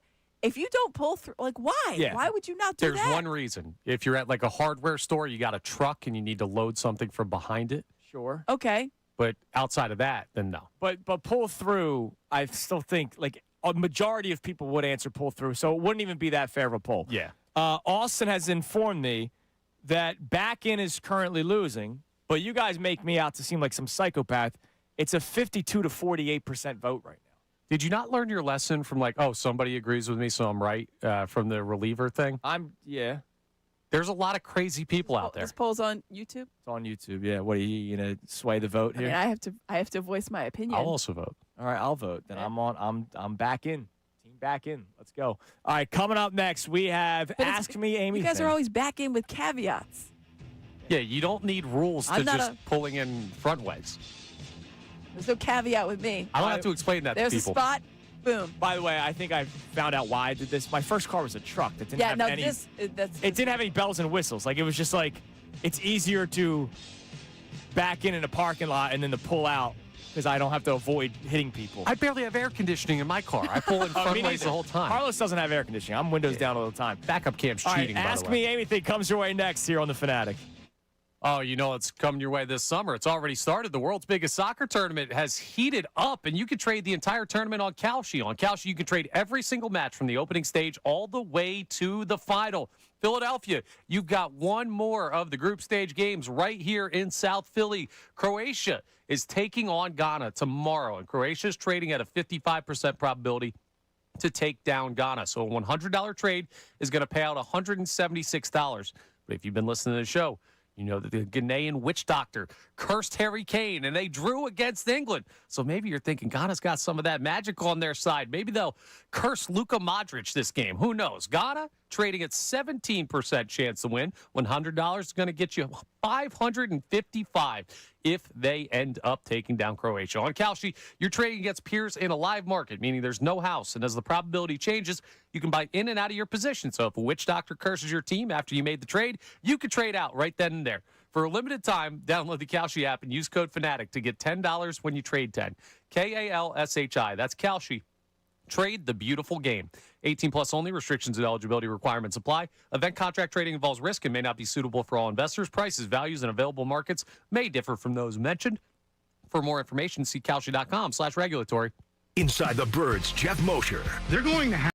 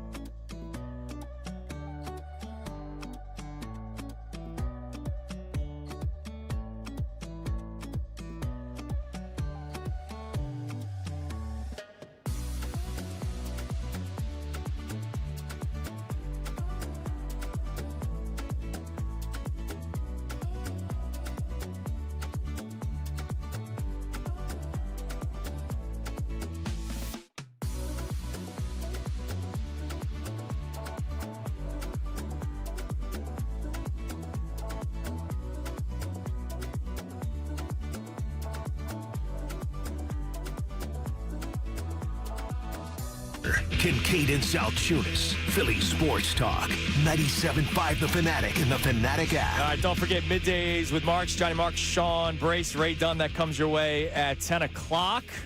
They were all back together yesterday in studio. They got to see Ray Jamaican Ray, Yeah, for the first right. time. Sunshine Ray. For the first time because they were on remote Monday when he came That's back right. from, or to whenever he came back from vacation. So they saw him yesterday. They were very happy to see Ray again. Rasta Ray. All right. Time now for Ask Me Anything. Now it's time for What else you need to know? Ask Me Anything. Would you like to know more? No. Ask me anything. All right, the texts come in on the Davis Honda text line. Feel the Davis difference. Check them out in Burlington. What do we got? We have a check-in here from Frank in Northeast Philly who wants to know, Amy, you had a great interview with LeBaron Philon Jr. If you could go back in time and interview any athlete you've never met, who would it be? That's a nice question. Any athlete I've never met. At any point in history. I don't know. You know what? I'll interview Christian Leitner. Oh, no. I'm going to veto. Will he live? You didn't ask. When the interview is over, is he still breathing? He will have all of his body parts. No, I'm just kidding. I just think it would be a fascinating interview. It's a person that has so much vitriol around him from an entire fan base. There's a documentary called I Hate Christian Exactly. Leitner. Yeah. There's T-shirts they sell, like, he stepped on him. You don't want to do that. What if you come out of that interview liking him? Would never happen. Would never I don't happen. know, Aim. Would never if happen. He's a salt of the earth guy. He could cure all of the world's diseases. And I'd be like, well, you shouldn't have been in that game because you stepped on a gentleman's chest. All right, you know what? You know I'm a sucker for? I've even said I don't hate Pete Alonso because of this. Oh, yeah. Playing catch with kids. Yeah, see, that's nice. What if he's like doing layup drills with First your of all, boys? No. I've seen Christian Leitner. He doesn't do anything like that. I think he's kind of like a hermit now. I don't know what he does. So he's not that nice guy. Maybe he is, but he could do everything. But I think it'd be a fascinating interview because of how much he really kind of welcomes that. He likes to be the villain. Yeah, he is. Well, that's a good question. All right, I got one on YouTube here from If Bayless. He always loves the top five. You don't have to do five. We don't have enough time. If Bayless. Yeah. He says top 5 lies told by home appliances. Like I guess something that you buy that never really works. The clock. That clock is never right. Also, you can't time it out. The microwave clock, the oven clock. Oh yeah, they're never You're right. trying to get those together. That's got to be number one. And the dishwasher dries. No, it does not. Yeah, I do. It tries. I do extra dry, and then I do it at night so that it stays in there all night. That's the key. That's the Because only way. it doesn't dry them fully. Yeah. That's another lie they tell. All right, what do we got on the text line? We also have a question here about last night's Phillies game. This texter wants to know, Bryce Harper made a gesture. Do you believe it was the ring finger or the middle finger? I've zoomed in. It's the ring finger. Okay. Because, let's be honest. If you have to, try to, do your ring finger, it's an effort. It is an effort. It's an effort. So you can kind of tell in the glove, it's not fully up. That's a... Yeah. Now, question. Hold on a second. I had an issue with the ring finger. I thought it was, weird. Well, so I said earlier today, Bryce, respectfully, because today was a poll of pride and happiness and loving Bryce Harper, whereas other people don't do that. I will say, you can't go ring finger to the fans that saw a World Series after you left. Fair is fair. You can't do that. Also, he did steal that from Castellanos. That's the first thing I thought of, and I was like, I ring didn't finger. think about that till just now. Oh, it's the first thing I thought of. I was like, we already saw this. And he had to have the explanation after it. When I was watching the explanation, I was like, we've already had this exact same scenario with Casty and the ring finger. You can't, it's... Maybe they don't hate each other as much as some people think. But it's just not original, man. Yeah, well, nothing. There's what very is few original? things that are, yeah. That's a good point. All right, what else we got on the text line? All right, we also have a question here on the NFL. Just a wild, random question from Mike in Turnersville who wants to know, last year you saw a couple of teams that did not make the postseason in the Super Bowl. Who are the teams that you think did not make the postseason this past year in the NFL that could make it? Oh, so they were not a postseason team and they could make it this year? Yeah, so turnaround teams. Turnaround teams. Oh, all right, so the Jags. Okay, I see what they're saying. I feel like what we're doing. Yeah, but the Jags made the playoffs last year, right? Right, no, but I'm saying 2 years ago, that would have been the scenario, Yeah. right? They went from, give me the, I see, there's some bad teams All right, you out have there. to have something good to start. So here's I'll give you 3 teams. So the Dolphins. Baltimore, Cincinnati, and in our conference and our division. Yeah, that was the first team If I there's thought of. any team that could do it, Give me I'm the not predicting Commanders would be Oh, one. no, I was going to go Cowboys. No, I think the Commanders. Because their offense. I'm not predicting the Cowboys go to the Super Bowl, just to be clear. No. But if there's a team in the NFC. Bengals would be a team. Yeah, Bengals, Ravens, and I would say Cowboys. As the team that missed the playoffs that could make it to the Super Bowl in the next year. The Ravens missing the playoffs was like. That was wild. One of those people teams that are not going to remember that they missed the playoffs. One of those two teams had to make the playoffs. Yeah, That's what that game was. One of us moves on. That's that game's going to go down in history. Like, wait, what? And the guy missed a field goal by like 18 yards. It was just crazy. Close. All right, Amy, you're the best. Thank you as always. Connor, have a great week next week. Thank you. I will be out next week. I'm missing Price is Right Day on Monday. I will watch from somewhere. I'm not sure where. I will be on a beach, though. You're missing it? I'm not in next week. You know what? We'll FaceTime you. Okay. Yeah, call in. I'll call in next week. I'll say hi. I don't do the whole, I don't care about work. I don't care about work, but like I'll call in. Right. I like you guys. You acknowledge that it exists. Yeah, like you guys. Right. You guys are a part of my life. Well, then, Connor, I'll see you on Tuesday. Sounds good. I'll Looking talk forward to you it. guys on Tuesday. All right, How's sounds that good. sound? All right, everybody have a great rest of your day. Middays with Mark's next here on the Fanatic. Now on 97.